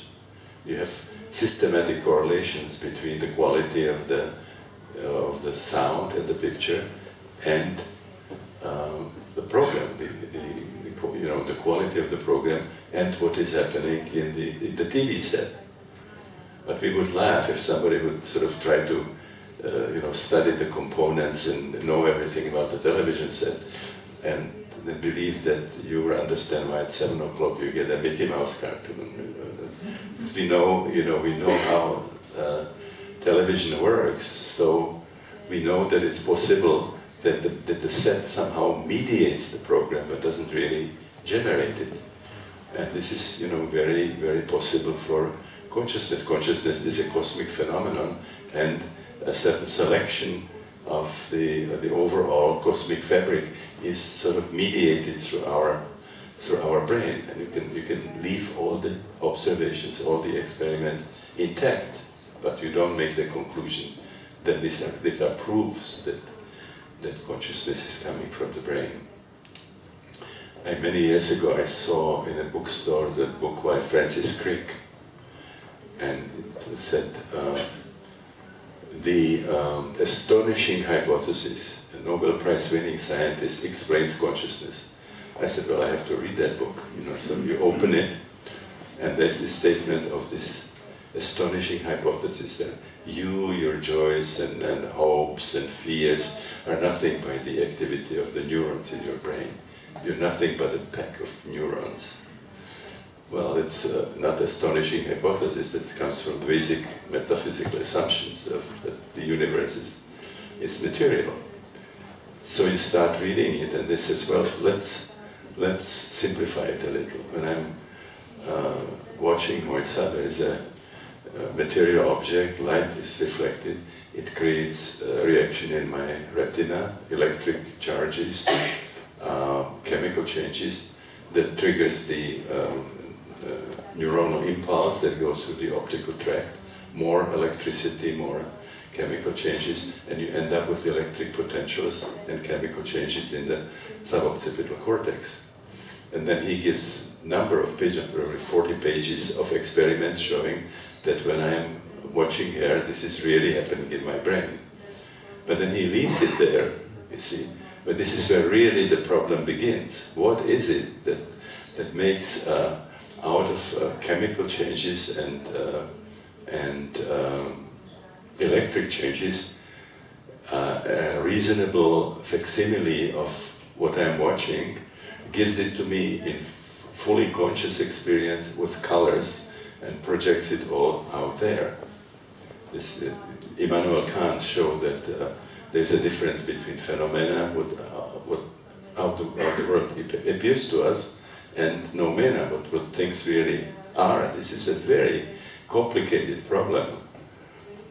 The idea that we experience the world the way it is not very believable. And actually, what we know for sure about the world is what we experience. Stars are not about, astronomy is not about stars. It's about human experiences of what we call stars. And we know that a lot of that experience is added by consciousness. There are no colors in the world. There are no sounds in the world. Certainly no tastes, no smells. All the things that make the experience of the world meaningful, they're all added to consciousness. I can give you Beethoven's Ninth Symphony in the language of physics, and you get sort of, frequencies and vibrations. It's not going to be an experience of Beethoven's symphony. So we have now, not only is this not a convincing hypothesis derived from the fact that there are correlations, but we have a number of observations showing that consciousness can do things that the brain, as we understand it, could not possibly do. And I mentioned already the near-death experiences.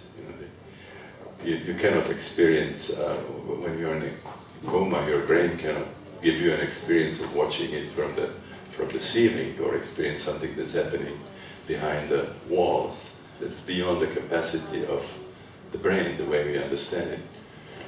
There is research showing that organically blind people, who have never seen anything in their life, when their consciousness gets out of the body, they can see. There's a research by Ken Ring called Mindsight, when blind people can, in near-death experiences, see the environment.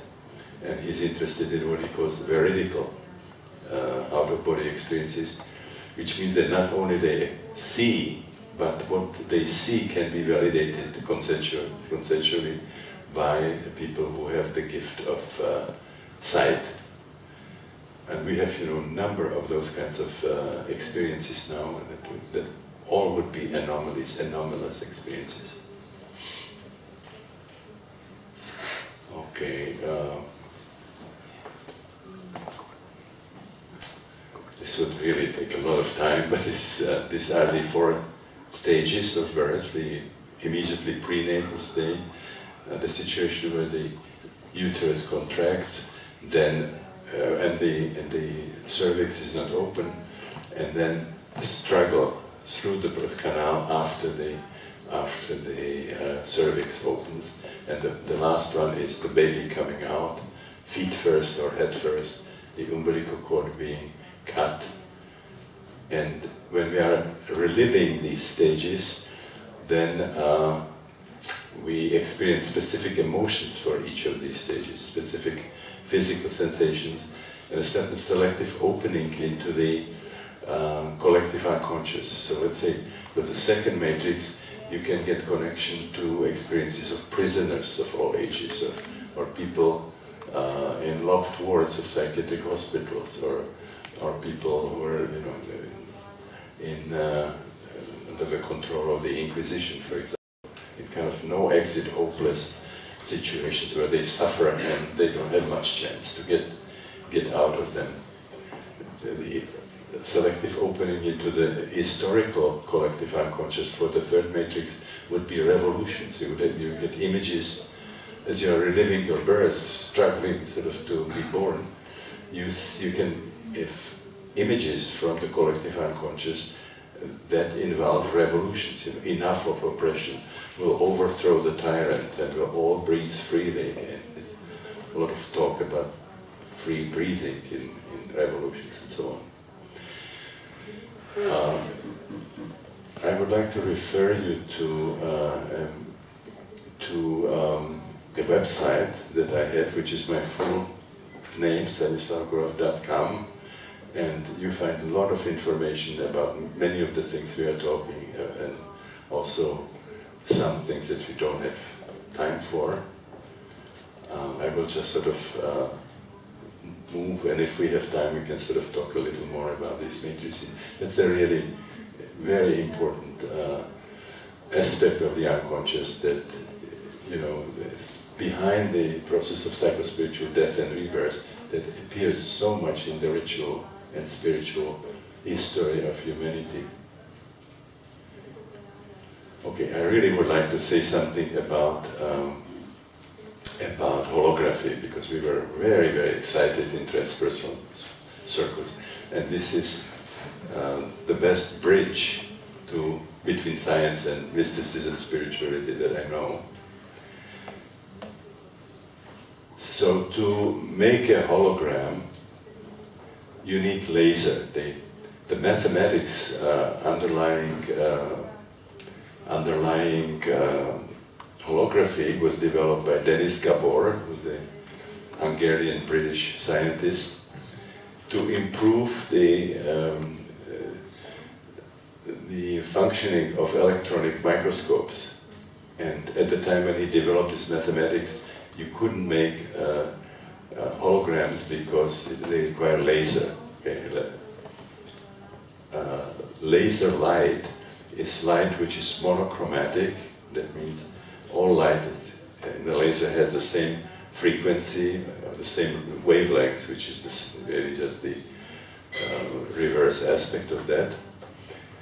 And they're also coherent. Light is coherent. Normally the ray would sort of oscillate in all directions, whereas here they are all in step. So it's a very, very powerful monochromatic coherent beam of light. You send it against a glass plate which is partially covered by silver.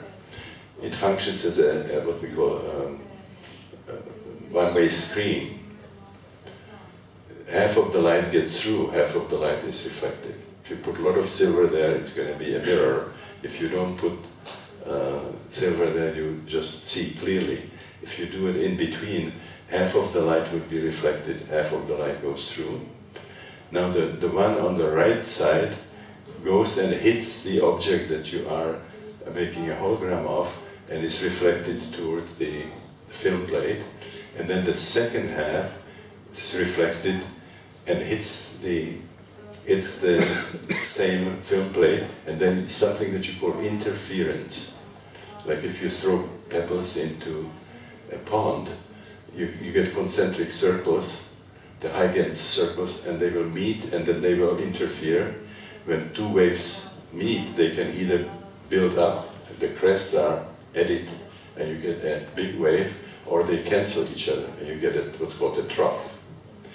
Now, in the world of light, the high amplitude would be light points of the hologram, and the trough would be dark points of the hologram.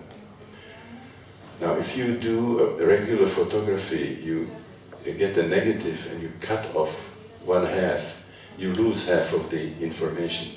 This is not what happens in the hologram. The hologram has distributed memory. That means the information is spread throughout the hologram. Gregory Bateson gave the example of a spider. Spider has 8 legs, and you have the spider web, and the information about the fly is distributed in the whole net. So through receiving the different vibrations, he can, without seeing, he can sort of get directed to the fly. Also, no matter what you take a picture of, it will always be these what's called moire patterns, these concentric patterns. In regular negative, you can still tell those are people, those are trees, those are houses. In a hologram always looks like this, so you have no clue what's in it until you illumine it with a laser light, and then you get the three-dimensional image of that object. And what you see here is that the information about this apple is distributed all through the hologram, so you can cut it in hundreds of pieces, and you can illumine each part of it, and you get the whole picture. Now this, puts a very different perspective, or creates a very different perspective on the relationship between part and the whole. If the mystic tells you, I am a small part of the universe, I know it, but then again, I'm the whole universe. Says, what do you mean? I mean, don't you know Aristotelian logic? You have to make a choice. Are you a part or are you the whole? But this is not true in holography. In holography, the whole is contained in each of those parts. Very much like in the esoteric systems that tell you we are a microcosm that somehow contains the whole macrocosm. So when the mystic is saying, I know that I'm an insignificant part of the universe, you think in terms of Galileo. You study what can be weighed and what can be measured. I look at myself, how much do I weigh? How much do I measure? And then you have this enormous universe, billions of galaxies, and you are an insignificant part of it. Now the other statement, I am also the whole universe, refers to the information that I can get. I can experience myself as anything in the universe, including the whole universe. So in that sense, I am really the whole universe. It's two parts of that statement, I'm an insignificant part, and the whole does not refer to the same reality. One is discusses the material world, the other one discusses the inner experience. So when I experience myself as an elephant, if you put me on a scale, it's not going to be 3 tons. It's going to be significant, but not, not 3 tons. But I can experience myself, what it is like to be an elephant. I can have the experience of it. And that doesn't take any space. The whole universe can be experienced. This is, in the world of waves and vibrations, there's no competition. There might be interference, but we sit here with all the shortwave radio stations of the world, of all the different television programs that are beaming there. It's an enormous amount of information that is here with us. If we had the right way of accessing it, we could now watch Star Trek or Playboy Channel or a Mickey Mouse cartoon. In the world of consciousness, you get access to this information by changing your consciousness. You don't go anywhere. Change your consciousness. Now I spent some time in the holographic laboratory in Honolulu, where they show you that you can make a hologram of a number of people, and with each person you change the angle of the laser, and you develop it after you make all these exposures. And then if you illumine the hologram, with each different angle, one person will kind of come out of nowhere, disappear, and then you get the next one as you are changing the laser. Very much like being in a visionary state where you can do it in darkness, and out of nowhere come these pictures. Very much like in a session that these pictures they come and go. You can also do something else.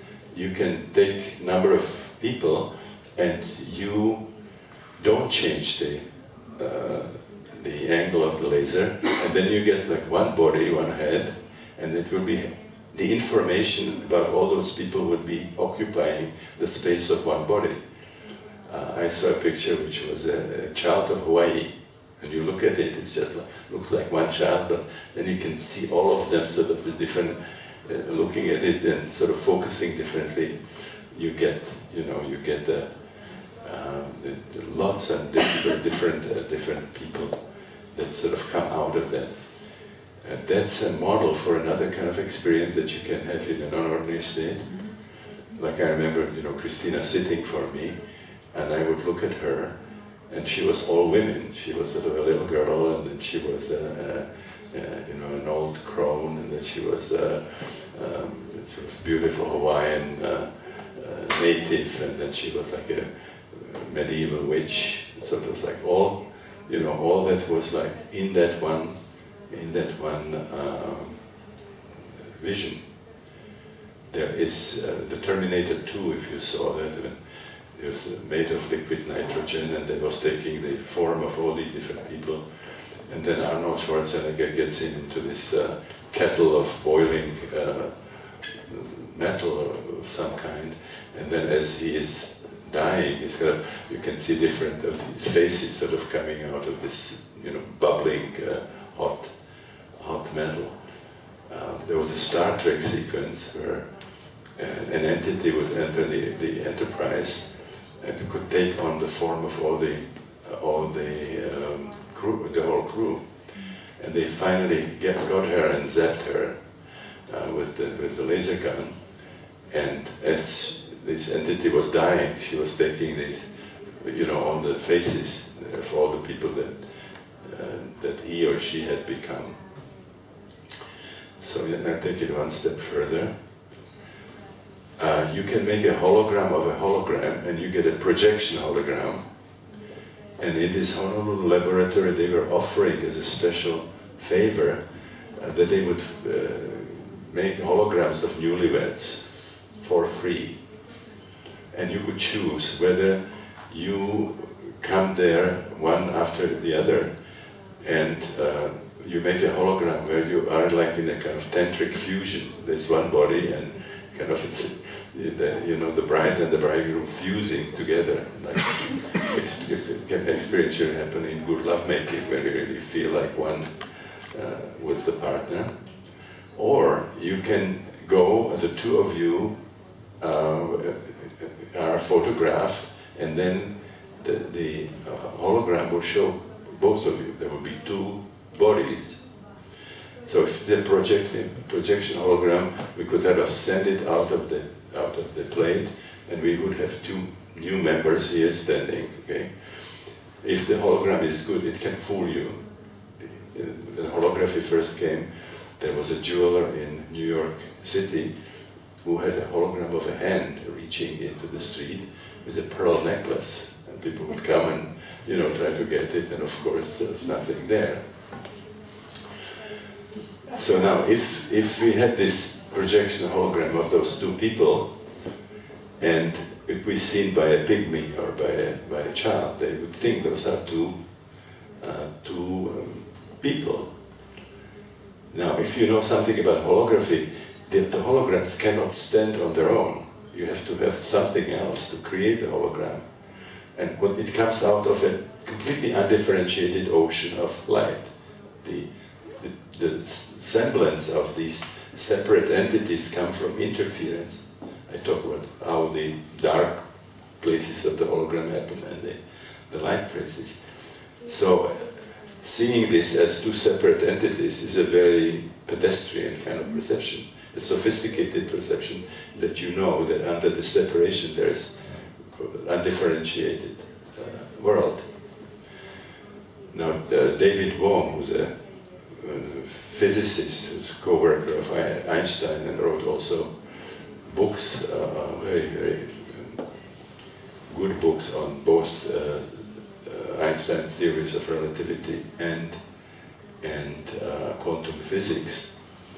He had a model of the universe where he talked about the unfolded order and the enfolded, or the implicate, the explicate order, where this, what we are experiencing here, in the material world is like the holograms. And the creative matrix is in another dimension of reality that we cannot perceive in the ordinary state of consciousness. We have to be in a non-ordinary state of consciousness to know that this exists. I talk about the insight that the mystics have into like the cosmic kitchen, how the reality is created. So there's a matrix that creates this. This cannot stand on its own, according to David Bohm. So it doesn't take a lot of brain to experience the world as made of separate entities, but to realize that under it is undifferentiated unity. You would have to study Whitehead's philosophy, or you would have to be quantum relativistic physicists. So see the world as made of separate objects, this kind of pedestrian, unsophisticated perception of the world, and the idea that there is underlying unity behind the world of separate phenomena is really a deeper understanding. So I think I will end this hologram here, and I think I have some pictures.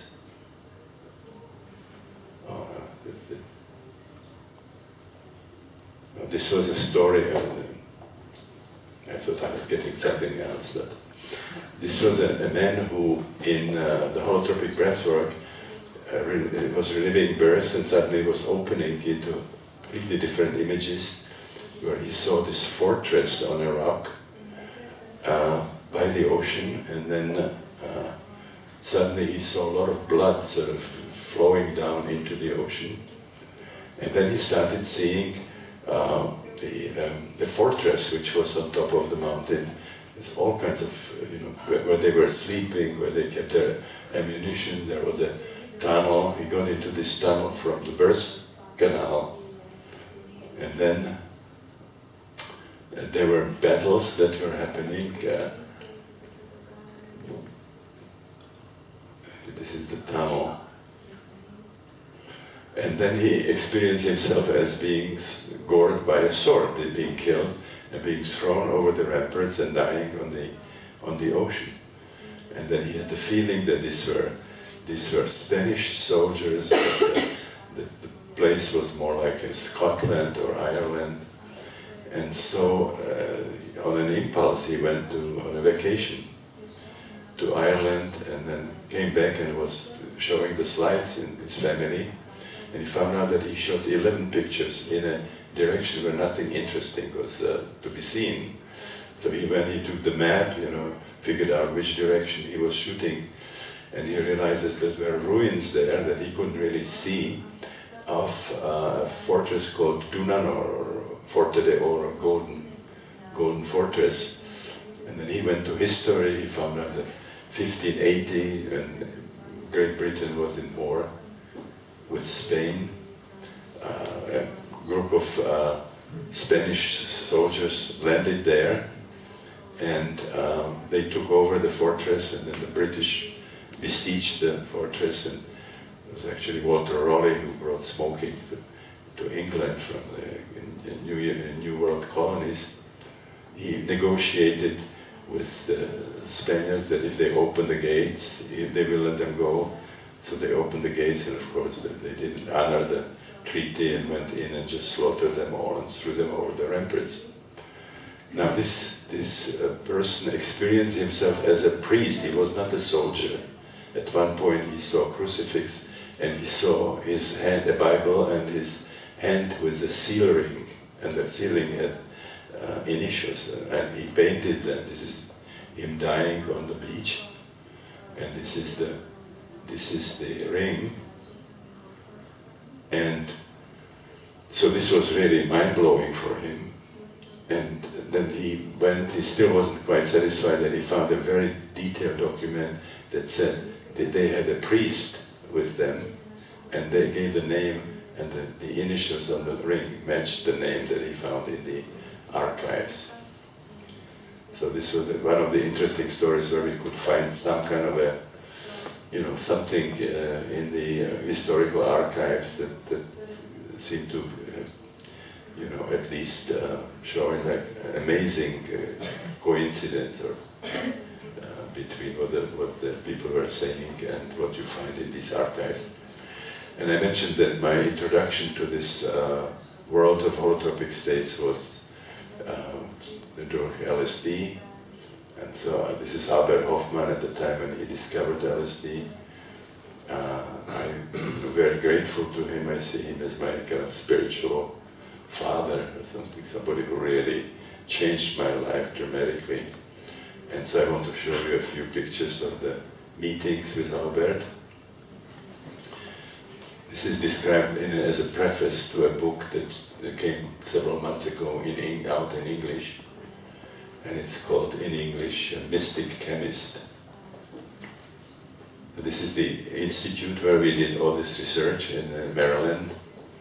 And this is on the left Albert visiting us, and then Walter Penke, who did this Good Friday experiment where he gave psilocybin to students of theology and showed that the experiences that they had could not be distinguished from those that you find in spiritual literature. And the other person is Helen Bonney, who was our therapist, music therapist. This was about over 20 years ago, maybe 23 years ago, a visit to their beautiful home in a village called Berck in Switzerland on the French border. This is Anita Hoffman. This is Christina, for those of you who haven't seen her. This is in their garden.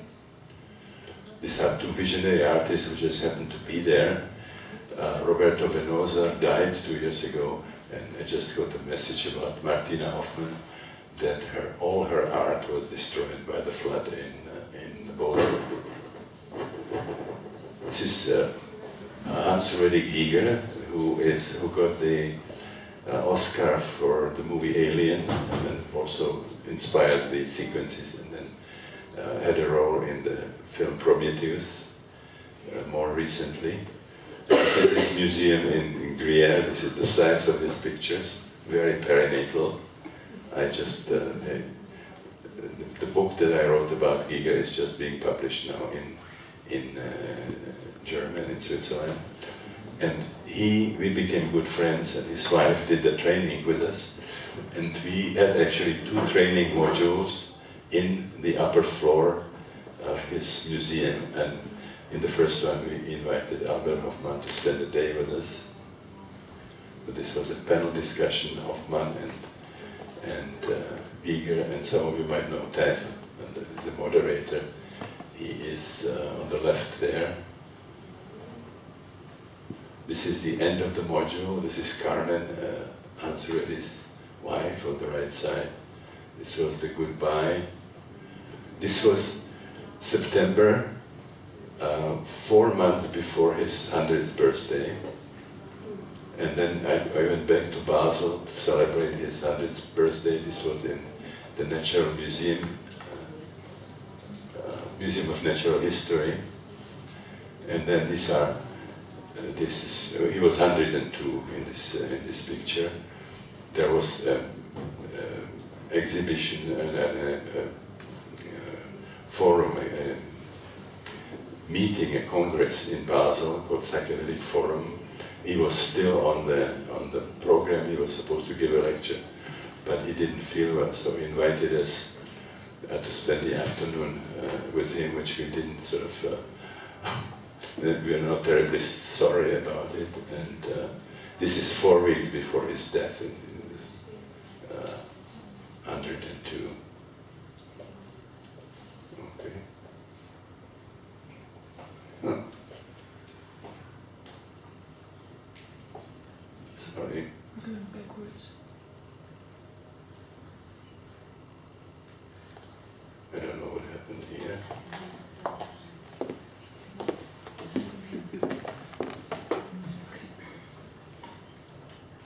Okay. So this is the last picture. He's holding Alex Gray's, who is another great visionary artist. Okay, so I think we can take, how are we doing with time? 15 to 8. 15 minutes to 8 o'clock. So do you want to break, or do you want to ask some questions?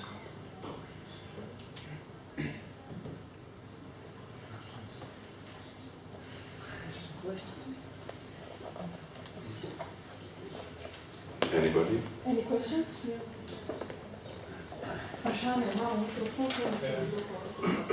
Yeah, I have one.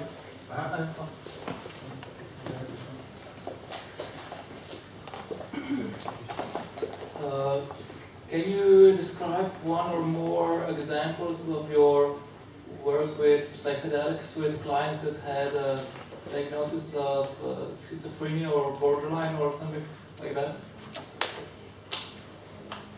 Well, we had schizophrenia. The question of diagnosis in Europe is much stricter definition for schizophrenia. It comes from the work in Burghölzli. We have primary symptoms, and secondary symptoms where hallucinations or delusions are really not enough for giving the diagnosis of schizophrenia. In America, it's much more liberal, to call people schizophrenics. I had the experience of several patients who would be diagnosed as psychotics, where we were able, with psychedelics, accelerate the process and they would get through. One of these patients was described in my book, When the Impossible Happens, about sort of unorthodox methods in psychiatry. She started experiencing connection, strange connection with her boss. She was a psychologist, and she fell in love with him, and she had the feeling, she was convinced that he was in love with her. She couldn't have an orgasm in her everyday life, but she hallucinated him sending her orgasm. So in these visions of him, she had great sort of sexual experiences. At one point he promised that he would marry her and that he already arranged her divorce. So she packed suitcases and came to his apartment and rang the bell, and his wife sort of opened, and she was moving with her kids and with her suitcases into their apartment. And of course she ended up in our, in the Psychiatric Research Institute. And we tried all kinds of things and nothing was helping, so she started this work with sequential LSD sessions. She experienced first a lot of things from her child. These were like medium dosages, not the high dosages that we were using later. And then she got to a situation where those are birth experiences, not just sort of the biographical experiences, postnatal biographical experiences. And then she experienced something that she called psychological Hiroshima. And she had the experience of death and rebirth. And I expected that she would sort of show, major improvement. But she already sort of distanced herself from the psychosis in the biographical work. She said this was projection of her father, her sort of relationship with her father. And she already sort of had insights into it, and now she fell back into this situation where she came, but now it was not her boss, it was me now. She was experiencing sort of distant contact, contact with me, and I was giving her great experiences. And I, at that time, went to Amsterdam to a conference. I was gone for about 5 days, and she continued having these experiences. And then I was doing therapy, sort of in her experiences. And some of the things where I would have really recommended or done, she really had it down. And she started sort of addressing me differently. Normally you use a kind of a formal, in Czech, I'm sure you have the same, you can distinguish whether you are talking with somebody in authority or with somebody with a lover or kid. So she started calling me Stania, which is like what I was called, in my childhood, and using this informal you, T instead of V. Okay. And I continued, doing the sessions with her, and then she had a session where she became absolutely straight, and she was experiencing sort of positive experience in the womb, and then she came back and switched back to a formal interaction, and was really in a state that then remained. I left for the United States, and she then became involved in the breath work. My mother actually started doing breath work, and her earliest holotropic sessions were with my mother. Then my mother sort of collected a group of psychiatrists and psychologists that could later do our training. We could come to the United States.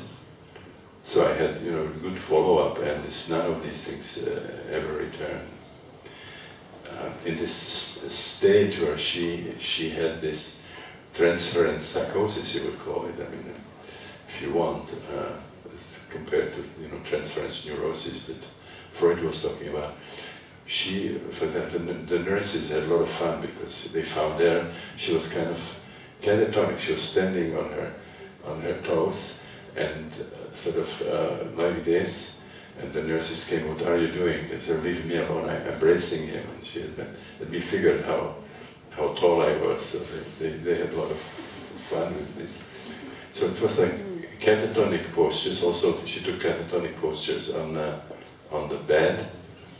And the difference of a catatonic patient was if you address her, she would come out of that position and she would tell you that she was back in the womb, she was a twin, and that certain positions were more comfortable than others. She was competing for the space. And then the other catatonic positions were like interaction with me, with the virtual me.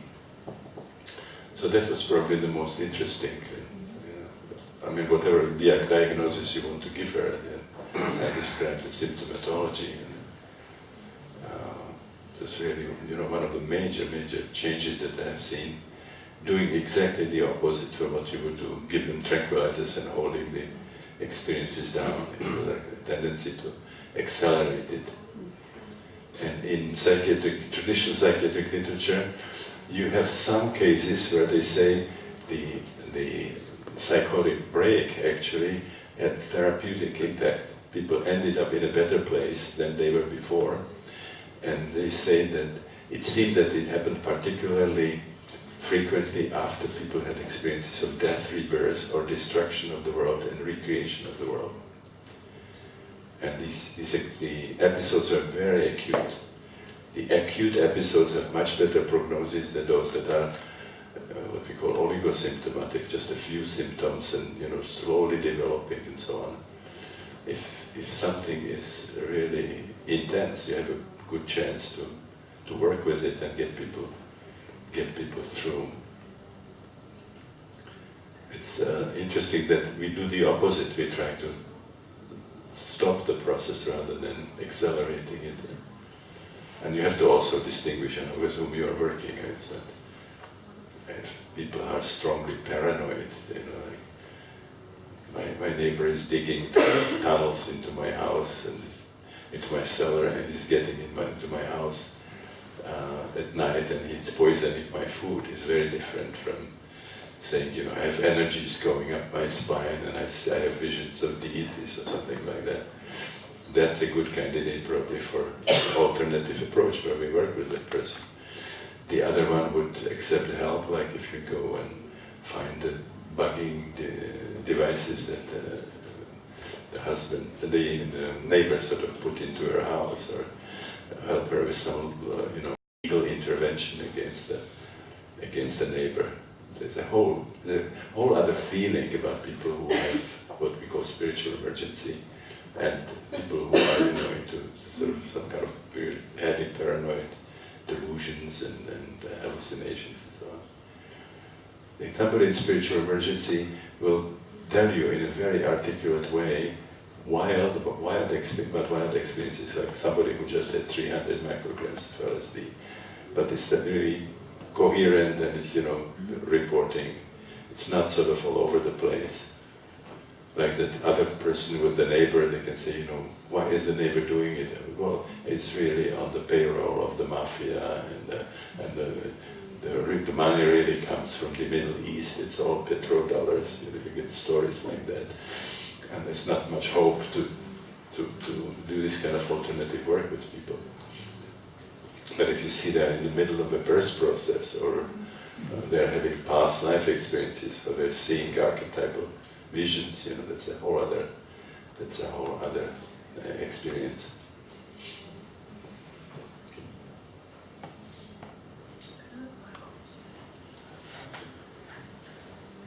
Can I just ask you, do you have any ideas how to assist the other people that aren't in spiritual emergency, that are it depends how deep the mistrust is.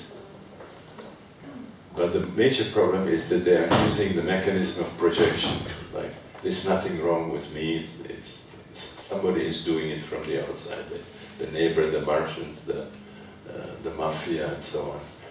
If you would have to bring them to the point where they want to do inner work and sort of own the process in some way, or at least open to the suggestion that this is something that's coming from within them. And they would be, depending on the way they express it, there would be some situations where you probably would use tranquilizers, but not indiscriminately for everybody. You have to determine whether they seem to be good candidates for, some inner work that you would support.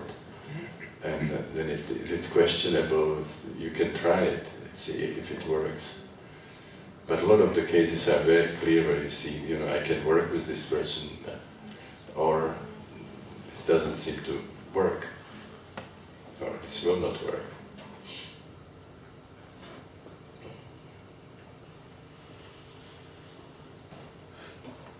Projection is a really difficult one, and the person wants to put it all outside rather than knowing that it's happening inside.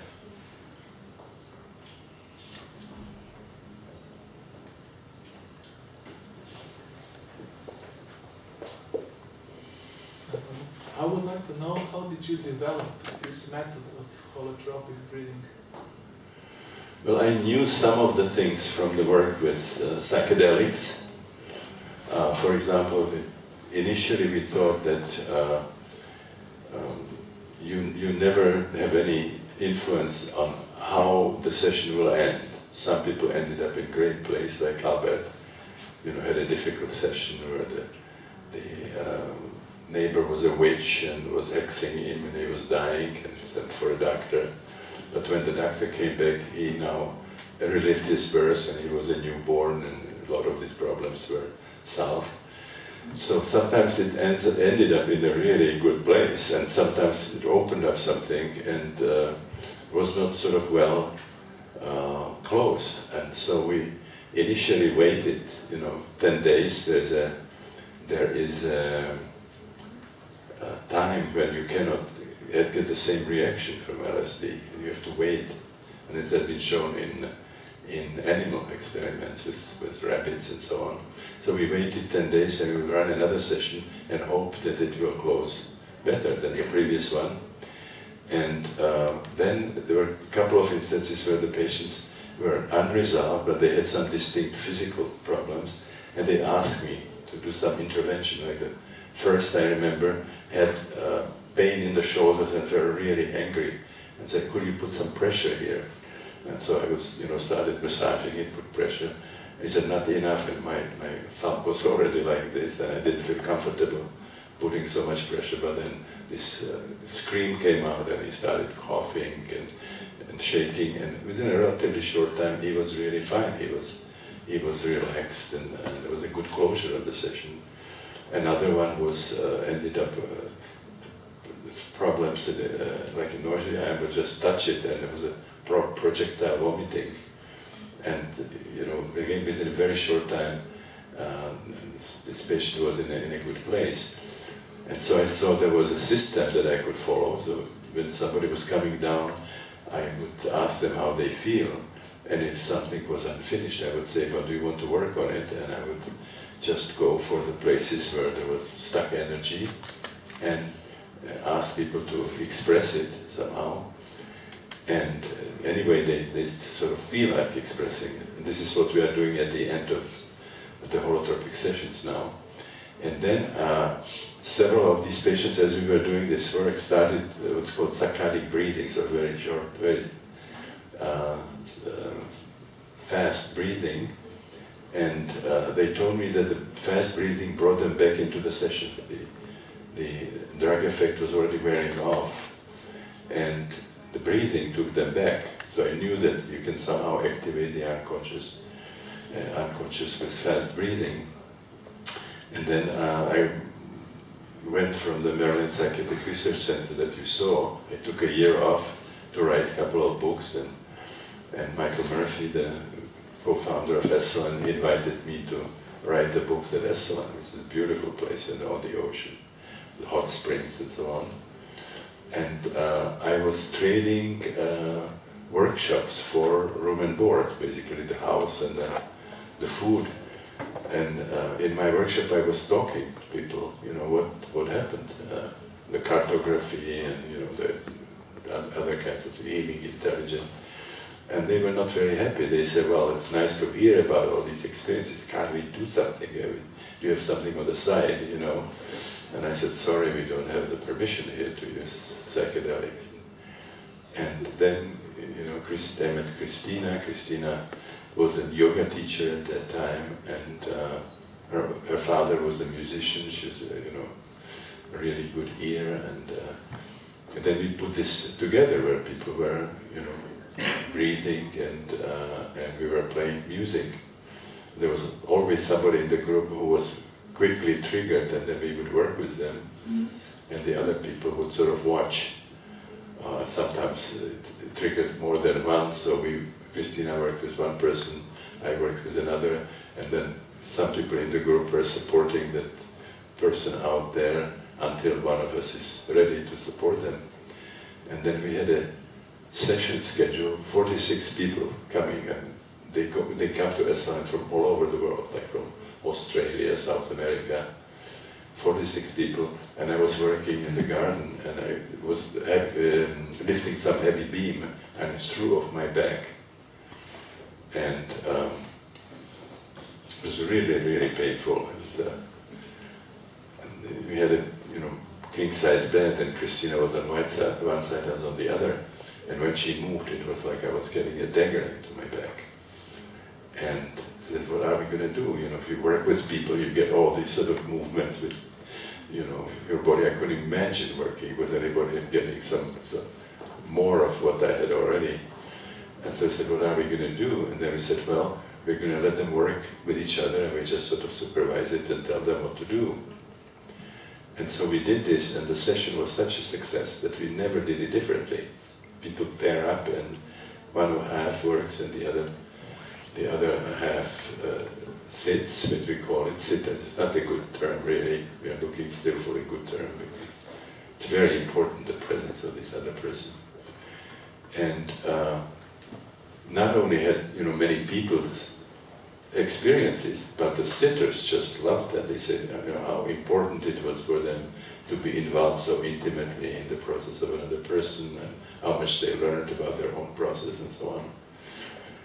So we have used, ever since we have used this combination when people sit for each other, and then we have maybe for each 10 persons we would have, or 8, we would have a trained facilitator, and they would go to wherever some special attention is needed.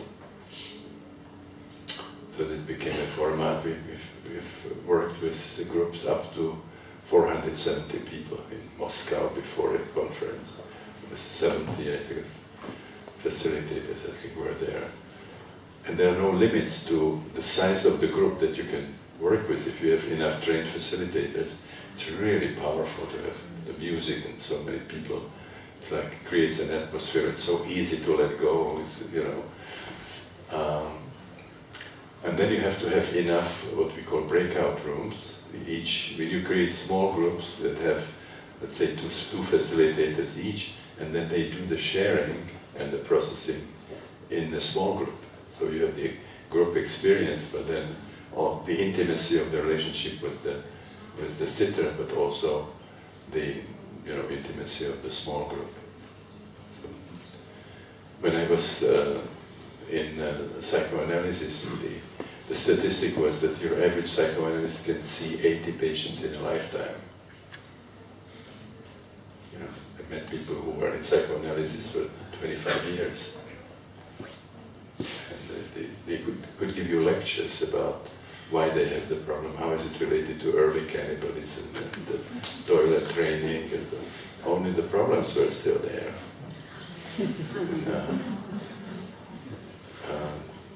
And in this group, you know, things can happen, and in many instances they happen behind our back. People do it themselves. We just walk, and there are breakthroughs. So we do a lot of work with people, but in many instances it's not necessary. They just breathe, and things come up, and you know, then it quiets down, and they meditate, and then go and paint the mandala, and that's check with us. You know, we ask them to check with us before they leave, but that's all there is to it. there are always instances where we really have to work a lot, even early in the session. When somebody starts moving out of their place, moving to somebody else's space, that it could be really a lot of work that has to be done. People with some experience, they can really heal themselves to a great extent. And it's very empowering. And if you experience some improvement and you have a therapist that takes the credit for it, you don't recognize your own healing potential. Whereas if you do it yourself, it seems to have influence on people's self-esteem. It's a whole other situation. From the other side, we have people who were trained like I was, the psychiatrist and the doctor, who find it difficult to sit on their hands. They feel like they should be there poking people or doing something. It's very difficult to see how people can help themselves.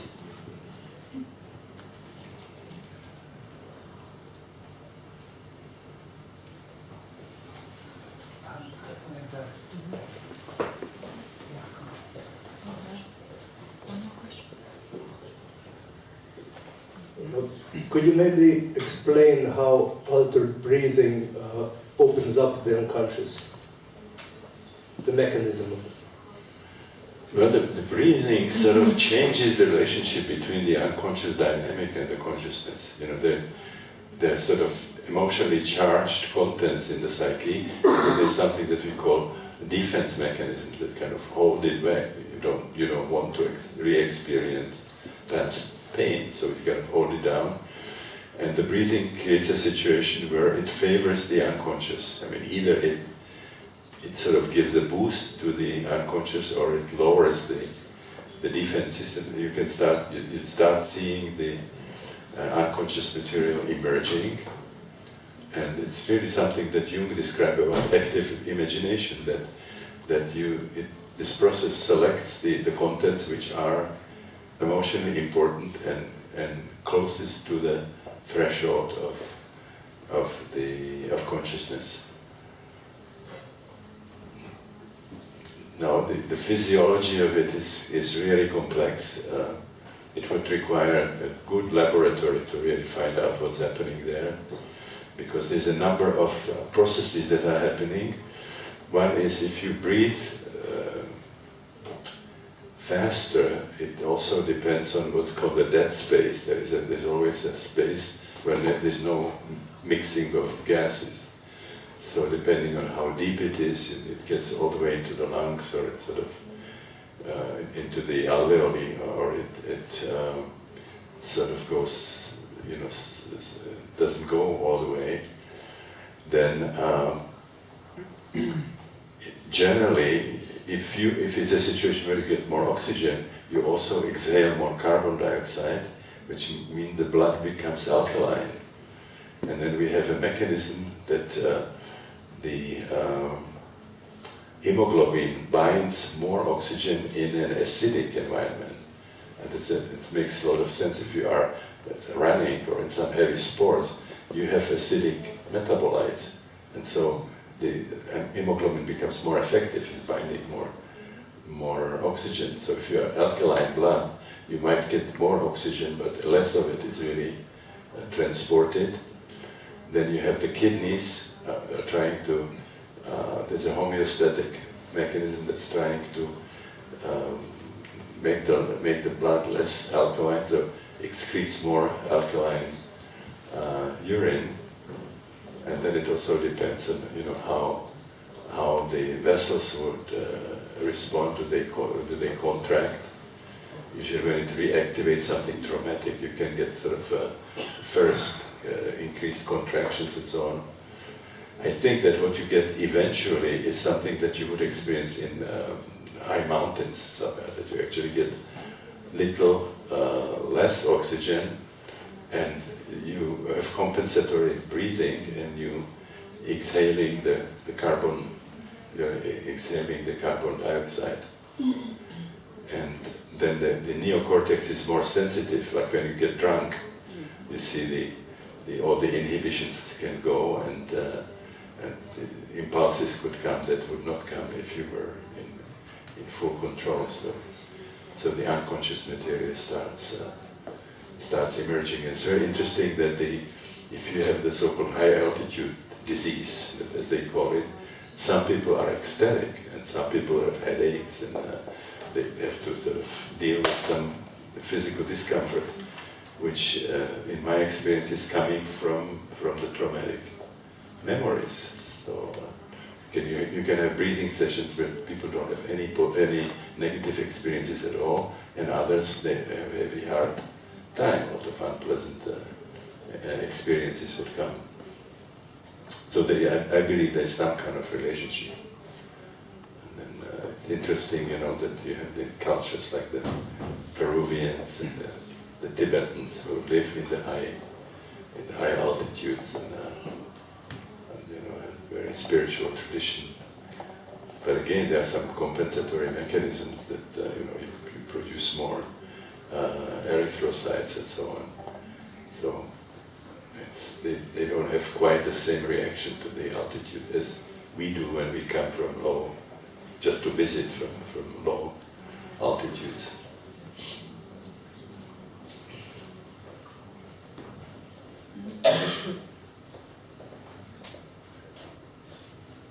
Do you have any personal experience or experiential stuff with your ancestors? Some communication with with your ancestors?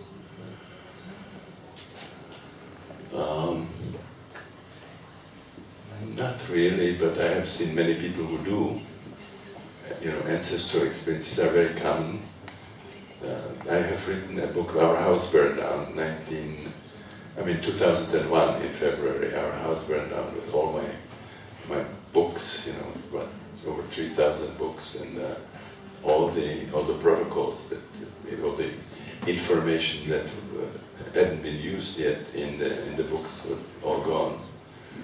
Rick Tarnas and I wanted to write the book about the correlations with the astrological transits. He's a brilliant astrologer, and I had thousands of sessions with dates and so on. This is all gone. And so I decided to write a book where I don't need any references, where you don't have to quote other people's work and so on. And so the biographical, the most kind of self-revealing, and the one that's kind of self-incriminating at times. But because we had so many experiences, I decided to write only about experiences and observations that current materialistic science would consider to be impossible. Like amazing synchronicities and so on. It's about 1/3 of the book is synchronicities, where it seems like the external reality is getting into a kind of playful interaction with your psyche. And then you have several of the experiences when, for example, people experienced something from the childhood of their mother, or something that happened before your conception. There was in a Swedish workshop was a woman from Finland, and she experienced a birth, and then it opened up into battles and wars. And she recognized that in one of those experiences she became her father in the Russo-Finnish war, which the father actually was in, and he was hiding in a birch forest, and a bullet came and just scraped him. And she experienced it. I said, can you go check, but don't tell him what you experienced, just sort of, let him talk about it. And it was an accurate thing. This happened 13 years before her conception. And he confirmed that ultimately, that it was something that really actually happened. And so he never described it, he never talked about it, because it was just a scratch, It wasn't that serious.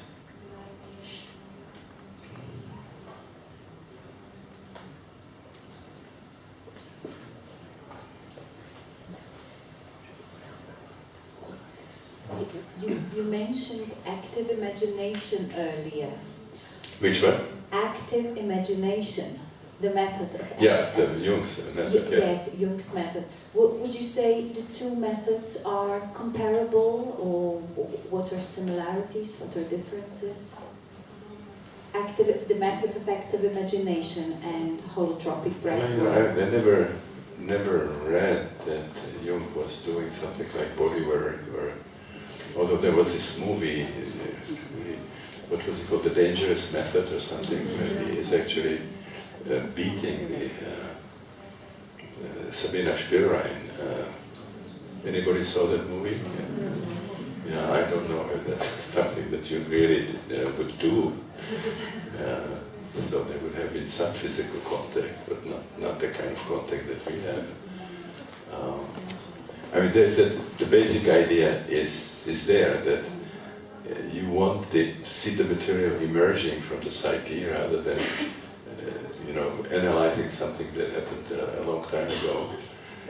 That also you have a method that catches somehow the contents in the psyche that are important, relevant, because they have a strong emotional charge, and that they are also most available because they're closest to the threshold of consciousness. I haven't read that he would, like as people breathing faster, or that he would do any body work. He just was there, and it was happening in their psyche. They're just allowing the dream to unfold. He was relying also on the self-healing, and that concept of self-healing was certainly in his work, where the idea was that the intellect, you cannot figure out the psyche of another person with your intellect, because the psyche is cosmic. We talk about anima mundi. So the intellect is a small part of the psyche that is good in everyday life to orient ourselves, but it's the psyche is cosmic. The intellect cannot figure out the psyche any more than we can figure out what's happening in the Big Bang. Suddenly time and space appears. The psyche is a big mystery. It's Victor Hugo wrote in Les Miserables, that I really love. He said there is one spectacle which is grander than the ocean, and that's the heavens. And there's one spectacle which is grander than the heavens, and that's the human psyche, the human soul. And you get this kind of understanding of that.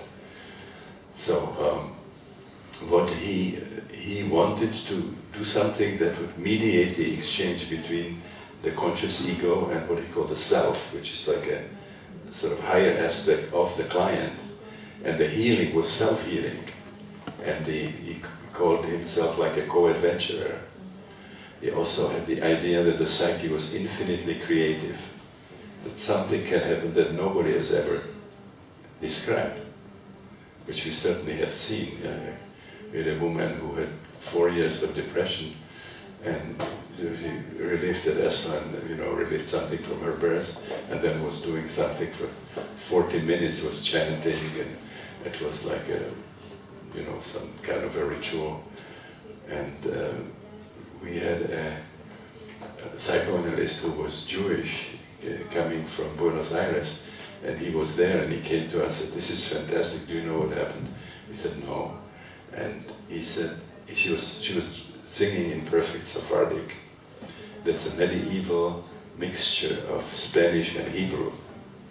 She didn't know Spanish or Hebrew, and certainly not Sephardic, but it was the hobby of this Jewish analyst who was in our group. And so we said, what was she singing all the time, sort of the same?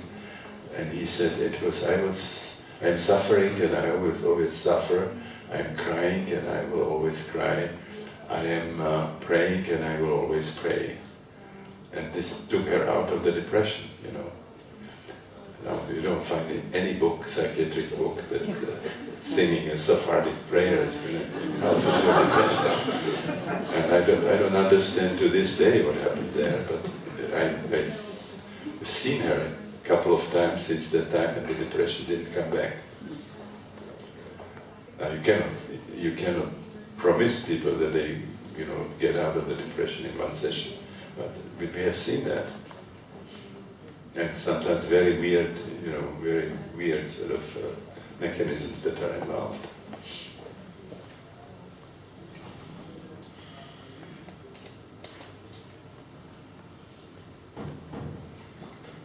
Please. How has knowing astrology changed your everyday life? That's a subject kind of opens a can of worms. I have worked with Richard Tarnas, who was really a brilliant astrologer. He wrote a book, Cosmos and Psyche, that he worked on for 30 years, showing that throughout history there were consistent transits happening for wars, consistent transits for major breakthroughs in science, consistent correlation with the development of the feminist movement and so on.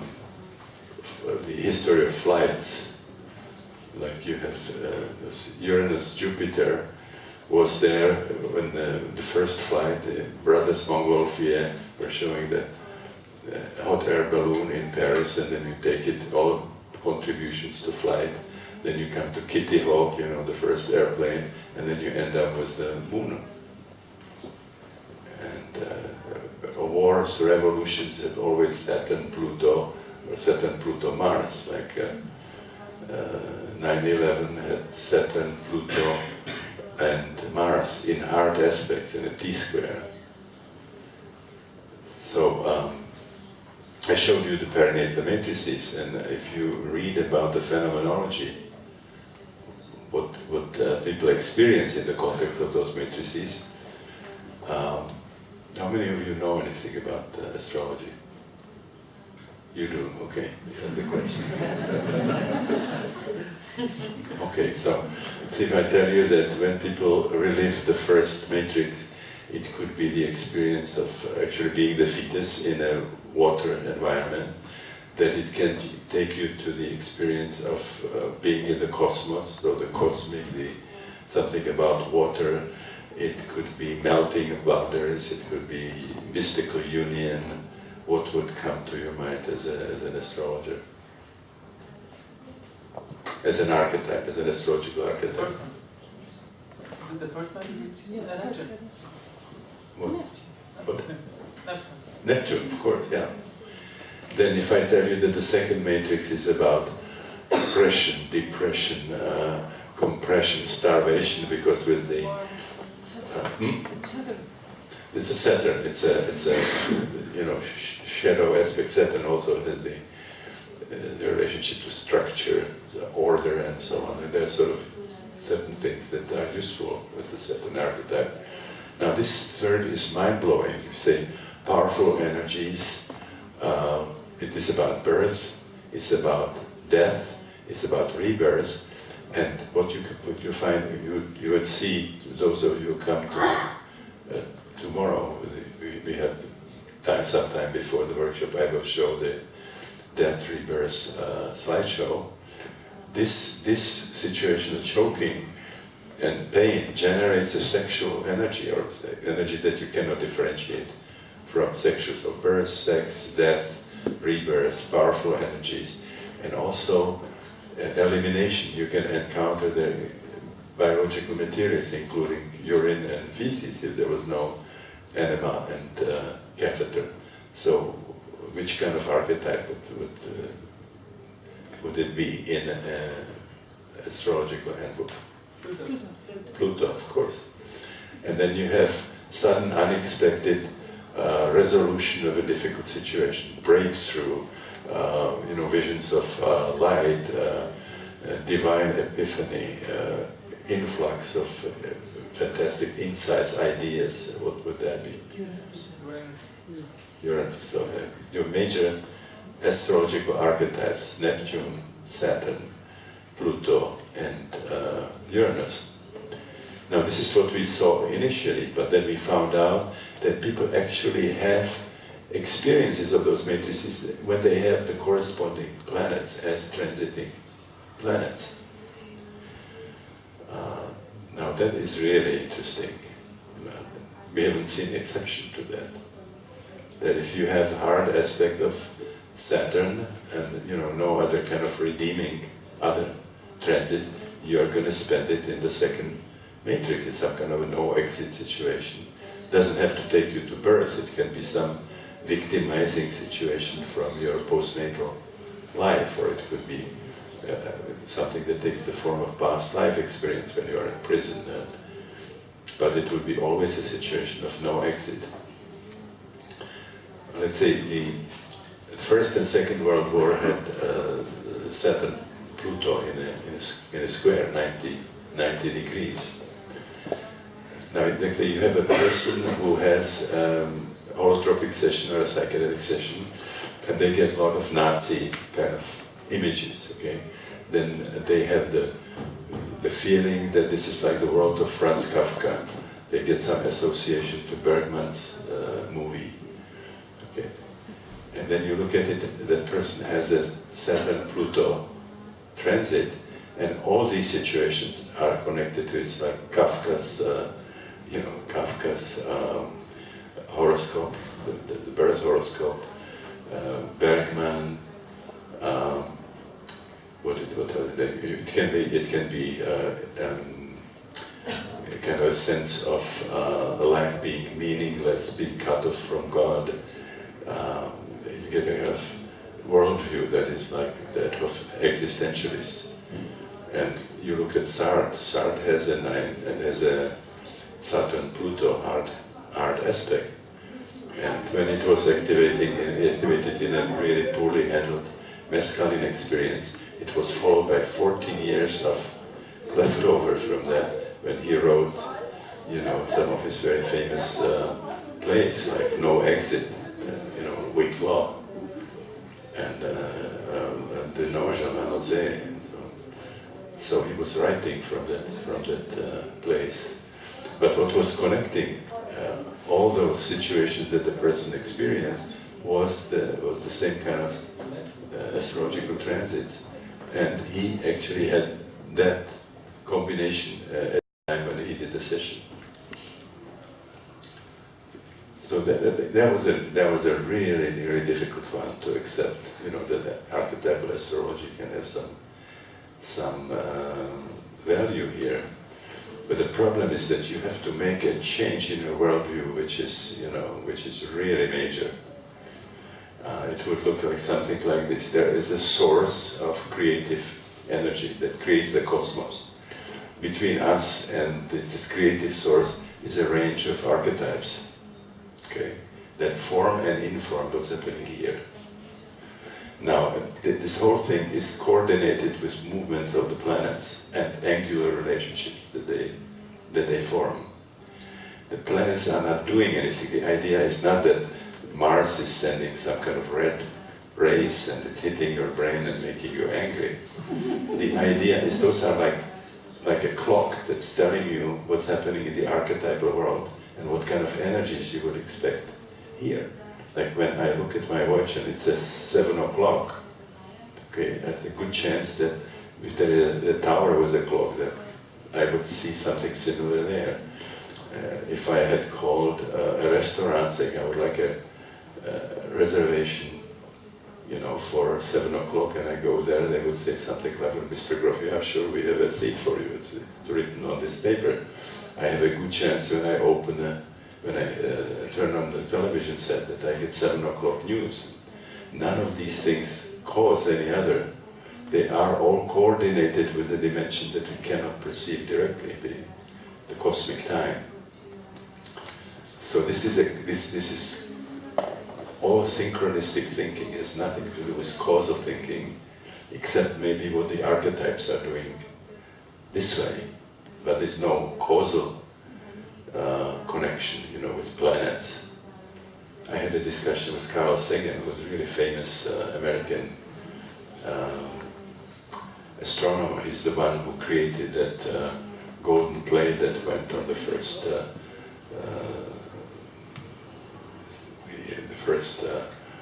spaceship that was going out of the solar system, naked men and women, sort of like Adam and Eve, sort of greetings, and then the plan of the solar system.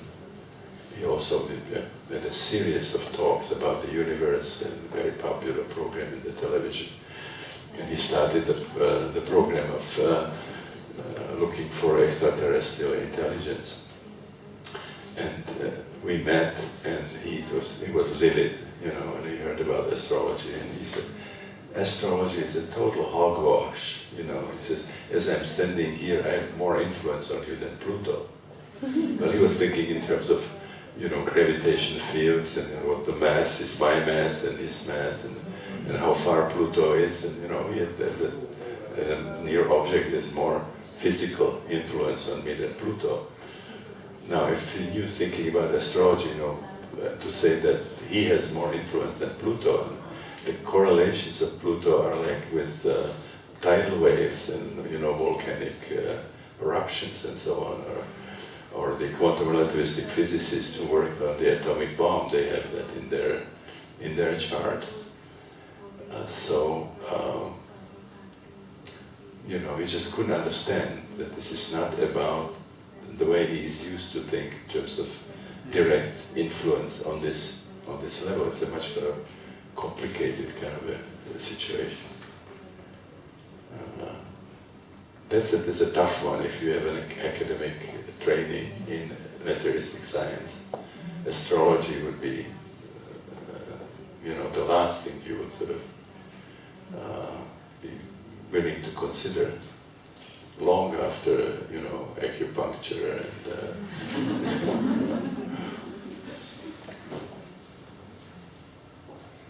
is that the way you think, or if you're an astrologer, Yeah, that's exactly how it's. Yeah. You don't see it as a causal. No. Yeah.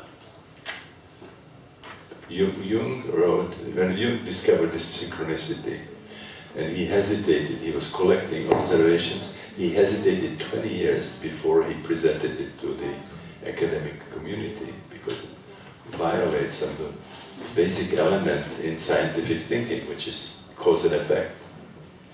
We like to see, everything that happens to have a cause and to have an effect. Except we don't like to take it to the cause of causes, where it started, what did it start? But once it's here, it's always cause and effect. So he got encouragement from Einstein. Einstein visited the Jungs and they had discussion. And Jung told him about synchronicity and said, Einstein encouraged him. He said, this is now emerging in quantum relativistic, or in physics. I don't know exactly which part of physics, maybe he had in mind theory of relativity.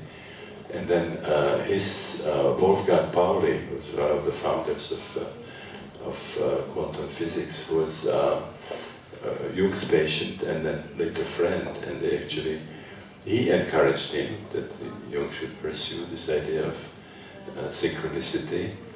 And still in the United States now, Jung's essay on synchronicity is published in the same volume as Wolfgang Pauli talking about the solar archetype.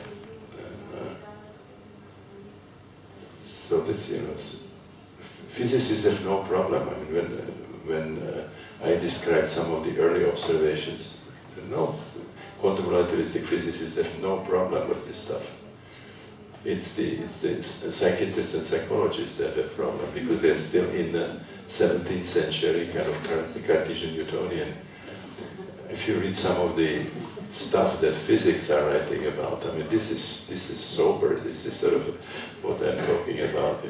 11 dimensions in the world, and superstrings, and one of the models trying to explain what happens in quantum physics is many universes, where everything that happens also sort of splits and is sent into another universe. There's something called it's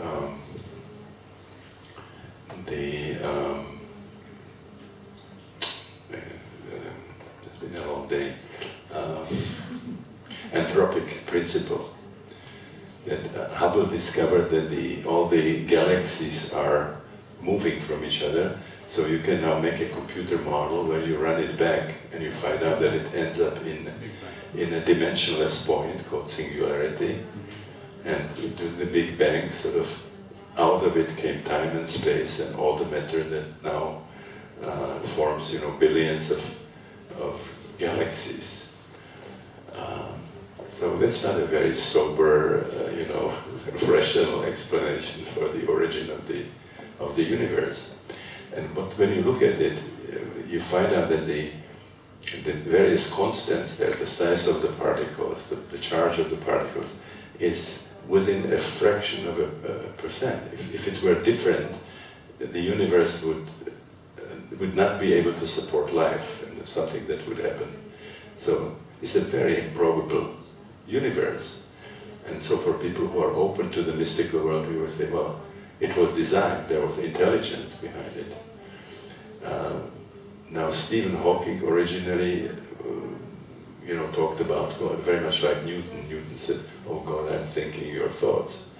And so he thought that this was, what was happening in the universe was a confirmation of some higher intelligence. If you read his last book, Grand Design, he's trying to do sort of explain the anthropic principle without, the creative force. And the probability that he computed that this happened by chance, that the universe was created and can support life, was like 1 to 10 to 500. I mean, it's like 10 with 50 zeros. This is the probability. 1 out of so many universes by chance could be this one. Now that's a big number. I would take God anytime instead of practically infinite number of universes are created, and this one just happens to be the one that can support life.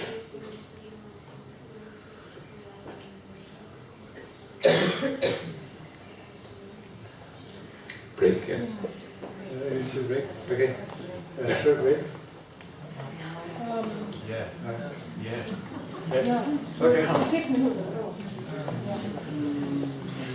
Very quickly run through Christina's slideshow and just tell you what it would have been about. It's called The Thirst for Wholeness, Addiction, Recovery and Spirituality.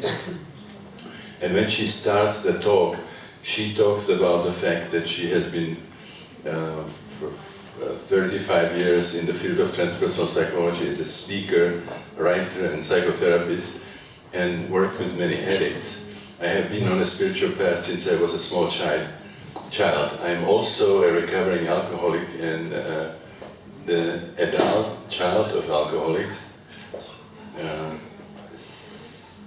And she also had really difficult sexual abuse in her childhood from her stepfather. So this is what you will see is her own from her own recovery when she was sort of painting these things. And what happened is that she, in the delivery of her first child, activated Kundalini, and then it got stronger with the second child. This was not my child, this was from what she called the practice husband. Then the first time when it happened, they gave her a big dose of morphine. Then the second time they stopped it with tranquilizers, but the energies were still coming. And she went to Swami Muktananda's intensive, she got what's called Shaktipat, and that really sort of opened it up. And then we met and we were sort of doing workshops and traveling. And these episodes came and went, but sometimes in very inconvenient circumstances, like in a 747, the vibrations that sort of triggered. What do you do in a 747? We knew how to work with Kundalini. So she had a style that she would go to the bathroom and just, if she has to make sounds just as loud, so that the stewards and stewardesses don't get alarmed. So this shakes, on the toilet, and they get the sound out, and then comes back. And then she found out that if she drinks, alcohol is available there, that it kind of quiets the energies. But she is from a family of alcoholics, and she got really addicted, or she needed to go through withdrawal. We try to break it through, even psychedelics and the Preddvor, but as long as people are using, you cannot. It's kind of something that you should know. You cannot break it in somebody who's actively using. They have to be sort of the withdrawal. The people have to be sober, and then you can work on the psychological problems. So that's something that you should know watching the slides. And then what played a very important role in the paper was a letter that Bill Wilson, the founder of Alcoholics Anonymous, wrote to Jung. He said, Dr. Jung, you probably don't know that you are really a father of Alcoholics Anonymous. And the story was that Jung saw an alcoholic patient, and that there was some improvement, but then there was a relapse, the patient came back, and Jung refused to treat him. He said, the only hope for you is to join some kind of religious group and hope that you would have a spiritual experience. And then Jung said,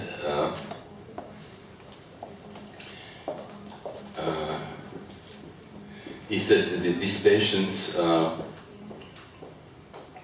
craving for alcohol was an equivalent on a low level of the spiritual thirst of our being for wholeness or the union with God. And then he wrote that the useful formula therefore is spiritus contra spiritum. Spiritus, spirit, with the capital S, against the ravages of spirits, which is the English term for alcohol, spirit. And then she said how much she finds in the mystical spiritual literature references to thirst. When we visited Mother Teresa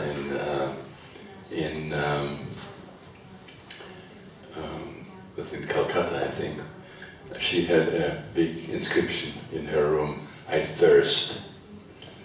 And she has a Kabir, who's a 15th century transcendental poet. A little quote, "My body and my mind are in depression because you are not with me. How much I love you and want you in my house. I don't really care about food. I don't really care about sleep. I am restless indoors and outdoors. The bride or seeker wants her lover, God, as much as a thirsty man wants. Yes, a thirsty man in desert wants water."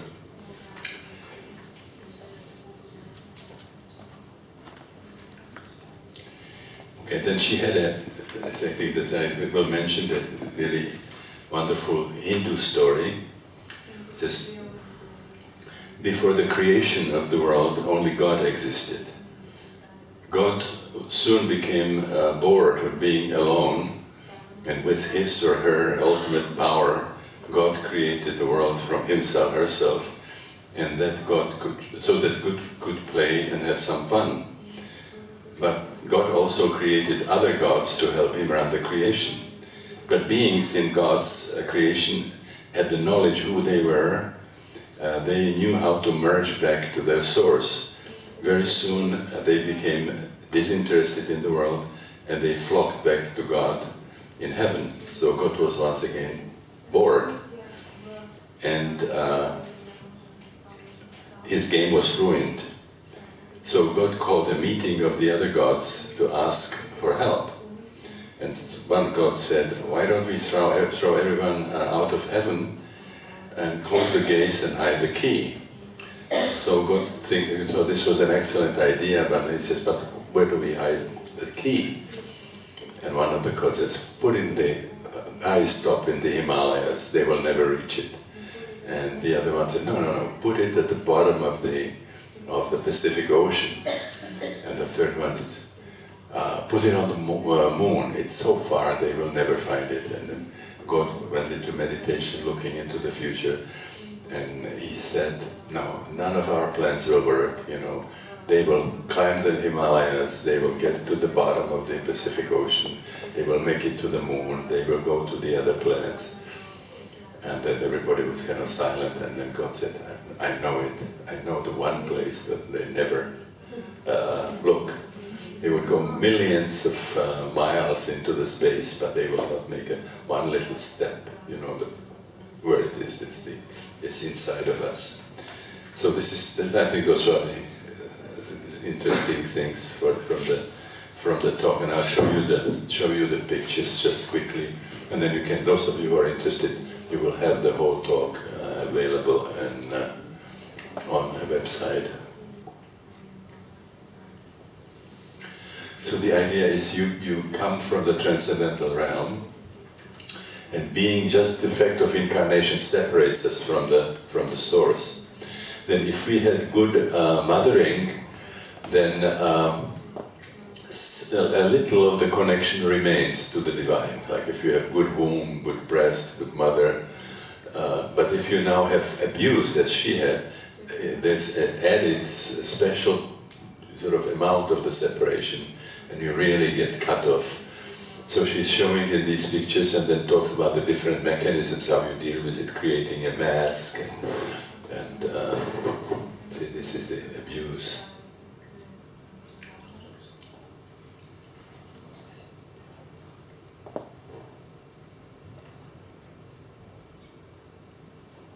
Tell me if I am going too slow or too fast.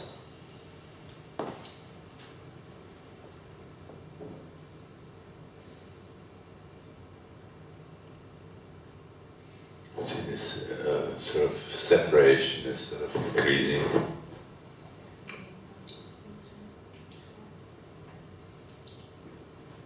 This is a very interesting one. If you have a really traumatic experience, there's a tendency for consciousness to split from the body, and you kind of could have a transcendental experience as your body is being abused. And you see it in near-death experiences. People have a car accident and their legs broken, and their consciousness goes out, and they have this, you know, transcendental experience. So you create an armor, for example, is one of the defenses. This is, you know, trying to resist that pressure, and then am I going back? No. Yeah. So this is how the isolation increases, creating a mask, and people don't see what's happening inside.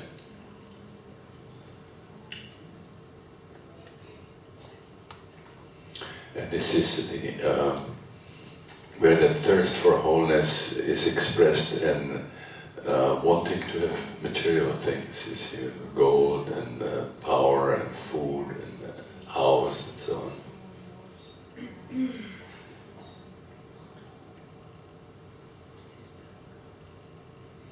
Oh, there's a series now which says, you know, if this is true, I wonder if the advertising industry uses that.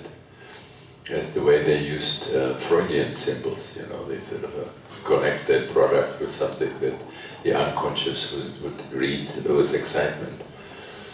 And so this is absolute vodka. You can see a lot of star-filled sky, you can see light tunnel, you can see the Native American eagle, peacock, which is a very common symbol, gold, of course.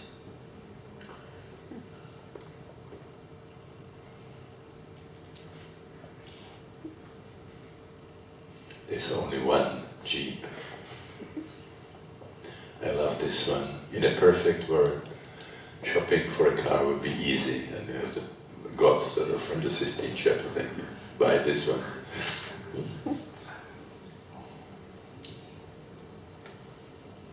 Mountain, you know, the very powerful spiritual symbol.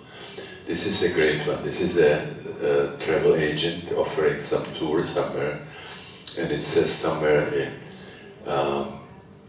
it could take you lifetimes to reach nirvana, or you can do it in 2 weeks, take our tour.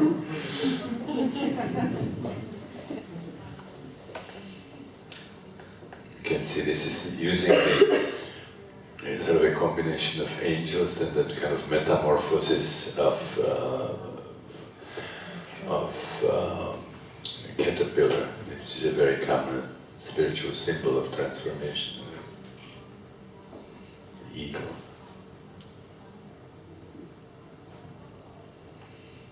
You see, smoke Marlboro and sort of going to take you into light. It's an interesting combination with the warning of Surgeon General. I mean, you can really go to light, but in a different way.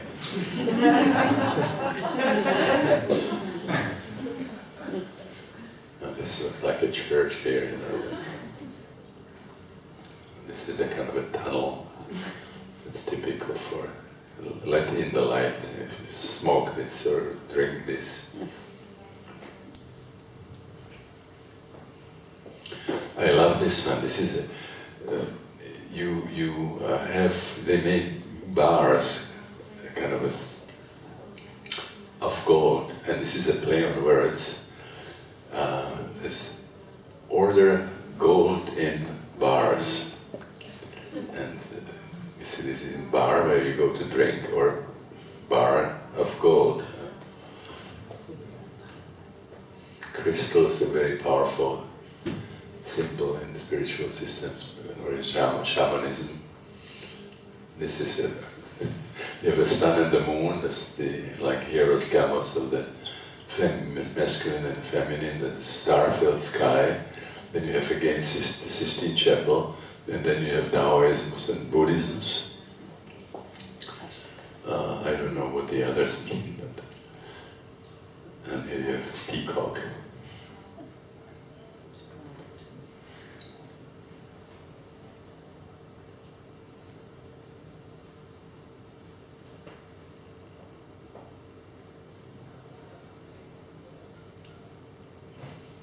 This is a need to control, sort of, and you have the feeling that things are getting out of hand and you're kind of trying to really control what's happening.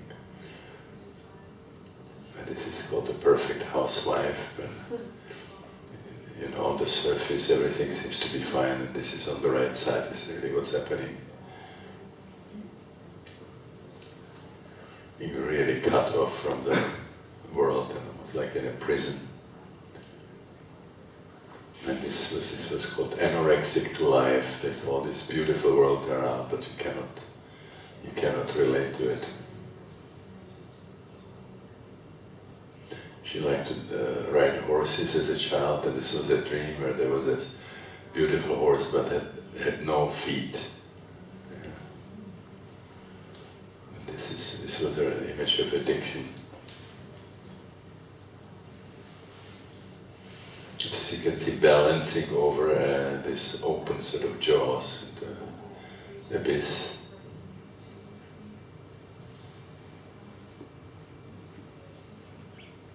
And this is called surrender, and the kind of hitting the bottom.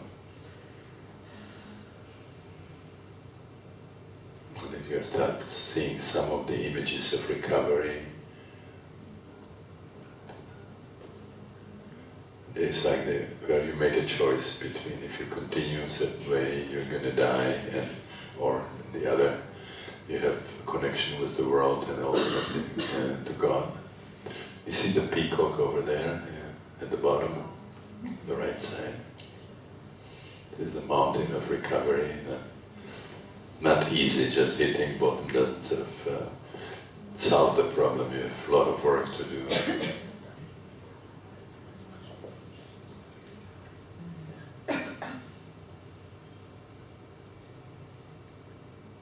Again, sort of, something positive starts to be available.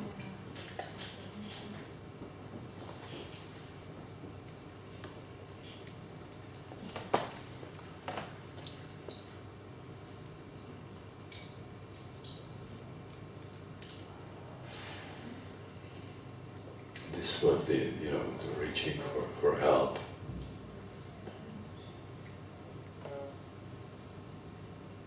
cheaper light.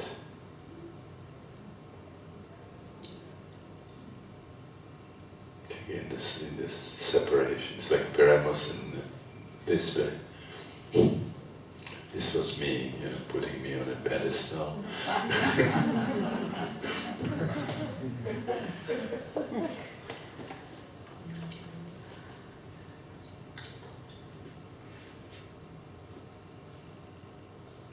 They're all kind of on the interface between sort of suffering and positive, suffering, negative things and positive things.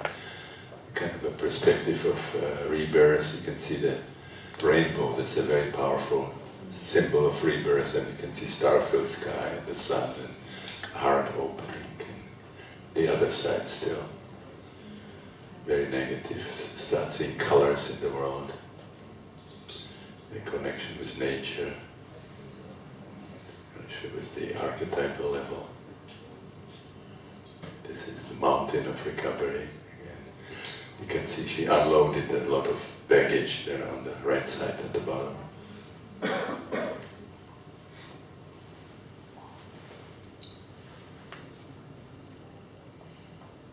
And now sort of reconnecting with nature in the way she experienced it in childhood. She grew up in Honolulu and she had access to, they didn't have horses, but the friends had horses. And she would do, without a saddle, and take the horse on the beach and then taking the horse into the ocean when they started to swim. So really great experiences.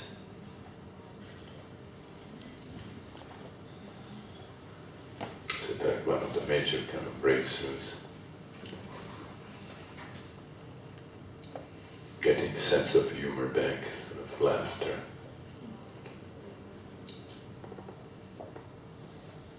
There's a lot of connecting with the feminine too.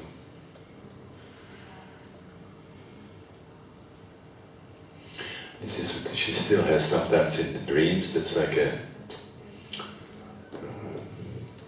kind of like a spirit guide or something. A Hawaiian woman, and the Hawaiian women were for her like a symbol of femininity. They really own the femininity and they live it.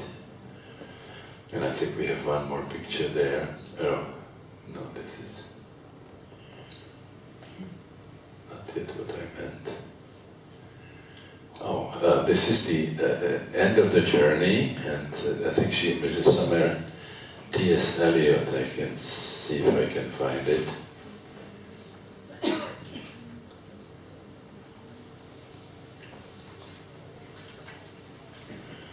It's from the Four Quartets.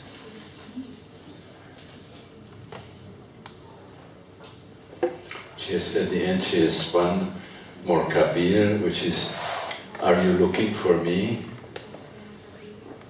I am in the seat next to you. My shoulder is against yours. You will not see me in stupas, not in Indian shrines, not in synagogues, not in cathedrals, not in masses, kirtans, not if you winding your legs around your neck." This is hatha yoga. Or eating nothing but vegetables. When you really look for me, you will see me instantly. You will find me in the tiniest house of time. Kabir says, "Student, tell me, what is God?" God is the breath inside the breath. And then this T.S. Eliot is at the end of the paper. We shall not cease from exploration, and at the end of our exploring will be to arrive where we started and know the place for the first time.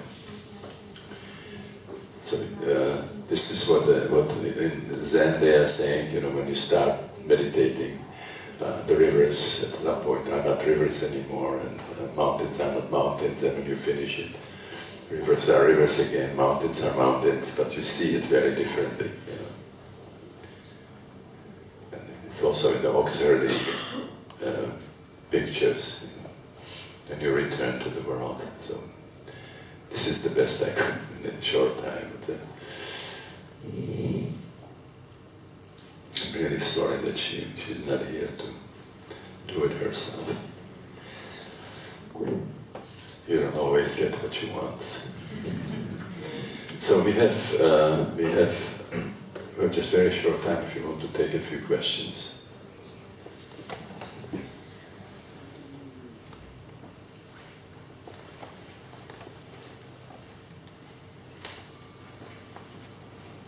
Very right time. Looks like that. Okay, again, many thanks for the invitation. Just one question. One question. Oh, where is it? Here. Okay, please. These pictures during the, you said, I don't know the English word, getting better. How was the abstinence going with this getting better? This was already the period of abstinence during these pictures of where you told us that she was getting better. Well, yeah, she was sober. She, I mentioned we couldn't break it through. We just, as long as she was drinking, we do the psychedelic session, and at the end she would go and get some way of getting some wine or something. I threw a few bottles into the canyon near the ocean, and there's just no way of stopping it. And we also, it disturbed our relationship. There was no more trust, and she was not telling me the truth, or sort of hiding things and so on. It was a really difficult time, and so finally I said, Christina, I love you too much to watch you destroy yourself. If you don't stop, I'm going. And then daughter came. She stayed with us for the vacation at Esalen, and she said, Mommy, I will not come back if you're doing this. And that was what they call intervention. Just two of us, but it was enough. She decided I really go when I get treatment. So she went for 4 weeks in a place where she couldn't drink, and then so when she was doing this the recovery work, it was not done when she was drinking. But some of the things were from memory, you see, from the time of drinking. Like when she said the bottom of the bottle and so on.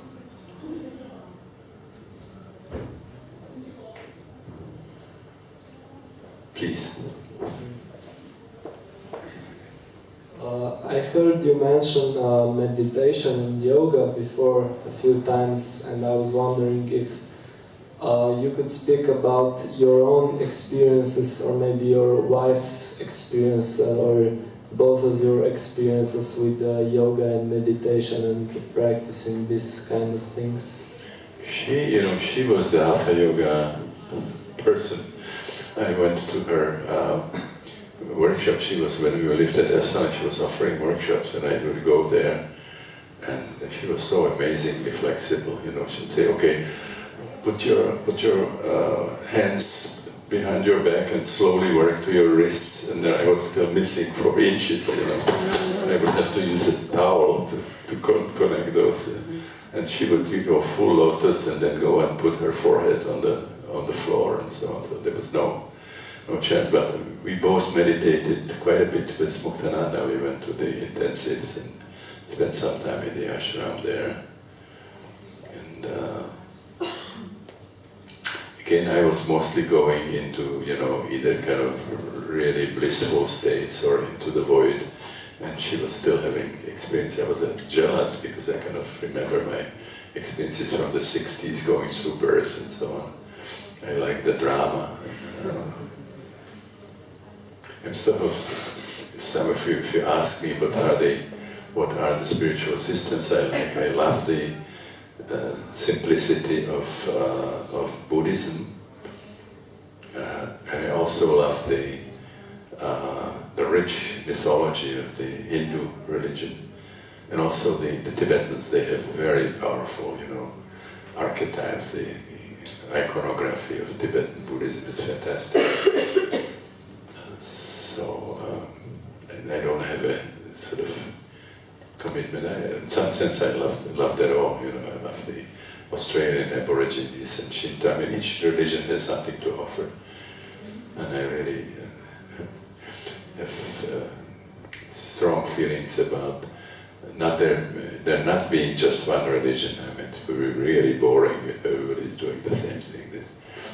Because it's like the cosmic creativity that's expressing itself in different languages, different colors, different religions. So the idea that everybody should be the same, it leads to a lot of problems. Joseph Campbell used to say, a useful deity has to be transparent for the transcendent. It's pointing to the source that's out of which all of them coming. And he says, if you make the archetypes opaque, you have idolatry.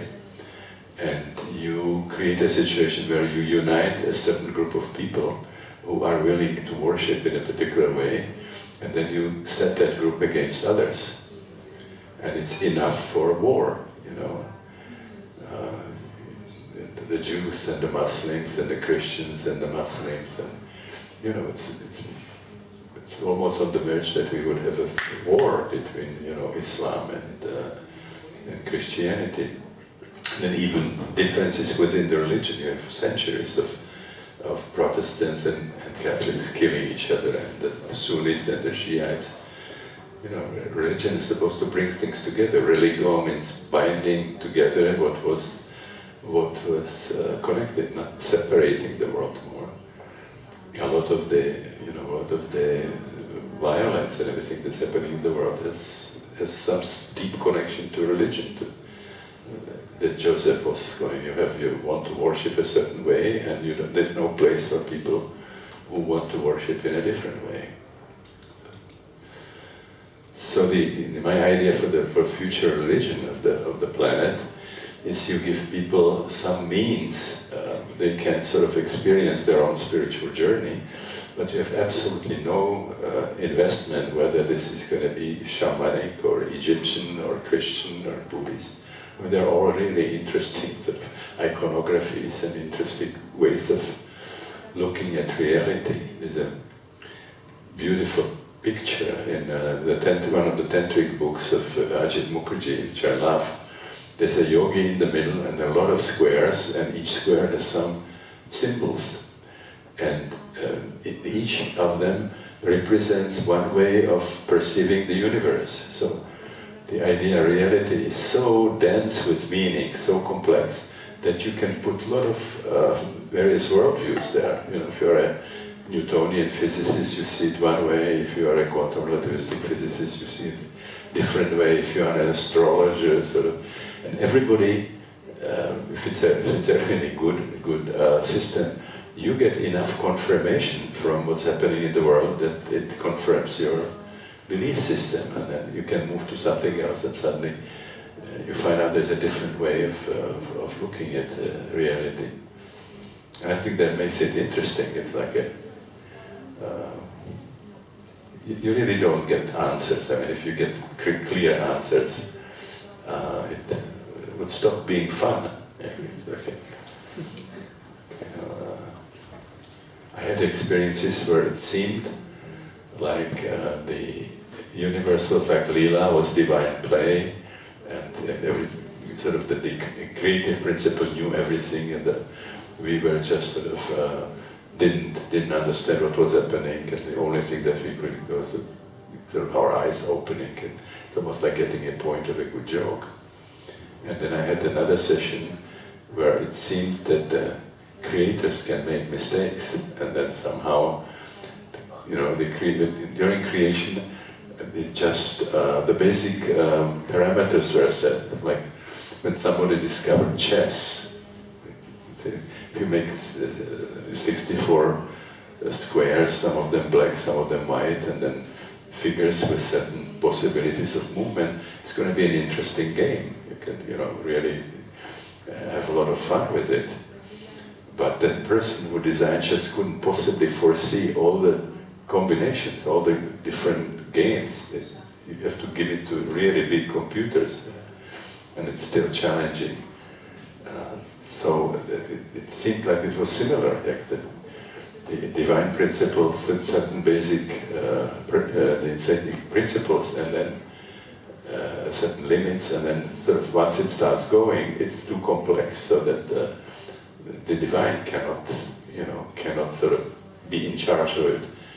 And there was an idea like that we can have some role if we clear ourselves as channels, that the divine can reach back into creation and sort of retouch it, sort of fix some of the things that got out of hand somehow, that was not meant to be that way, it's just too complex.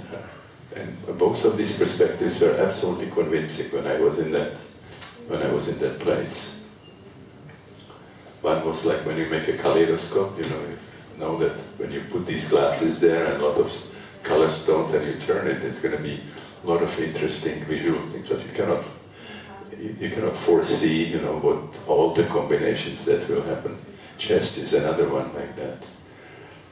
And so the possibility that actually had one session where it seemed like there was some kind of fatal error made. You see that the development of life gets to the point where you develop technology, and then technology sort of turns itself against the biological. Well, there was a plan for self-destruction that happened. It was not meant to be, but things sort of got out of hand. So I think it's very interesting to. It always surprises when the Soviet Union fell apart, or when Gorbachev said, just put down the wall to Germany, you can unite Germany, and as far as the Czechs and the Poles and Hungarians are concerned, you can have your freedom, you're not interested. I thought you would be crazy. I mean, they never let go of anything that they got.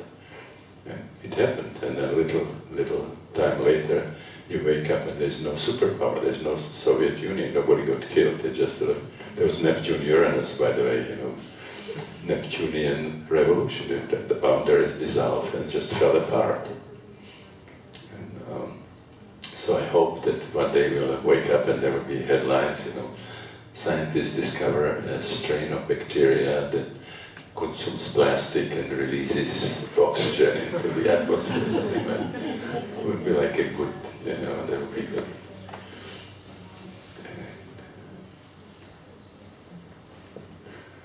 Okay. So again, thanks very much for the invitation. Thank you, Stan. Thanks. Is Tina still there? Thanks so much for what you have done. I'm sure I sort of gave you a hard time. And thanks to all of you. I mean, without you, we couldn't have this evening at all. So, and I hope we see each other at some other time, another occasion. Okay. Thank you, Stan, so much.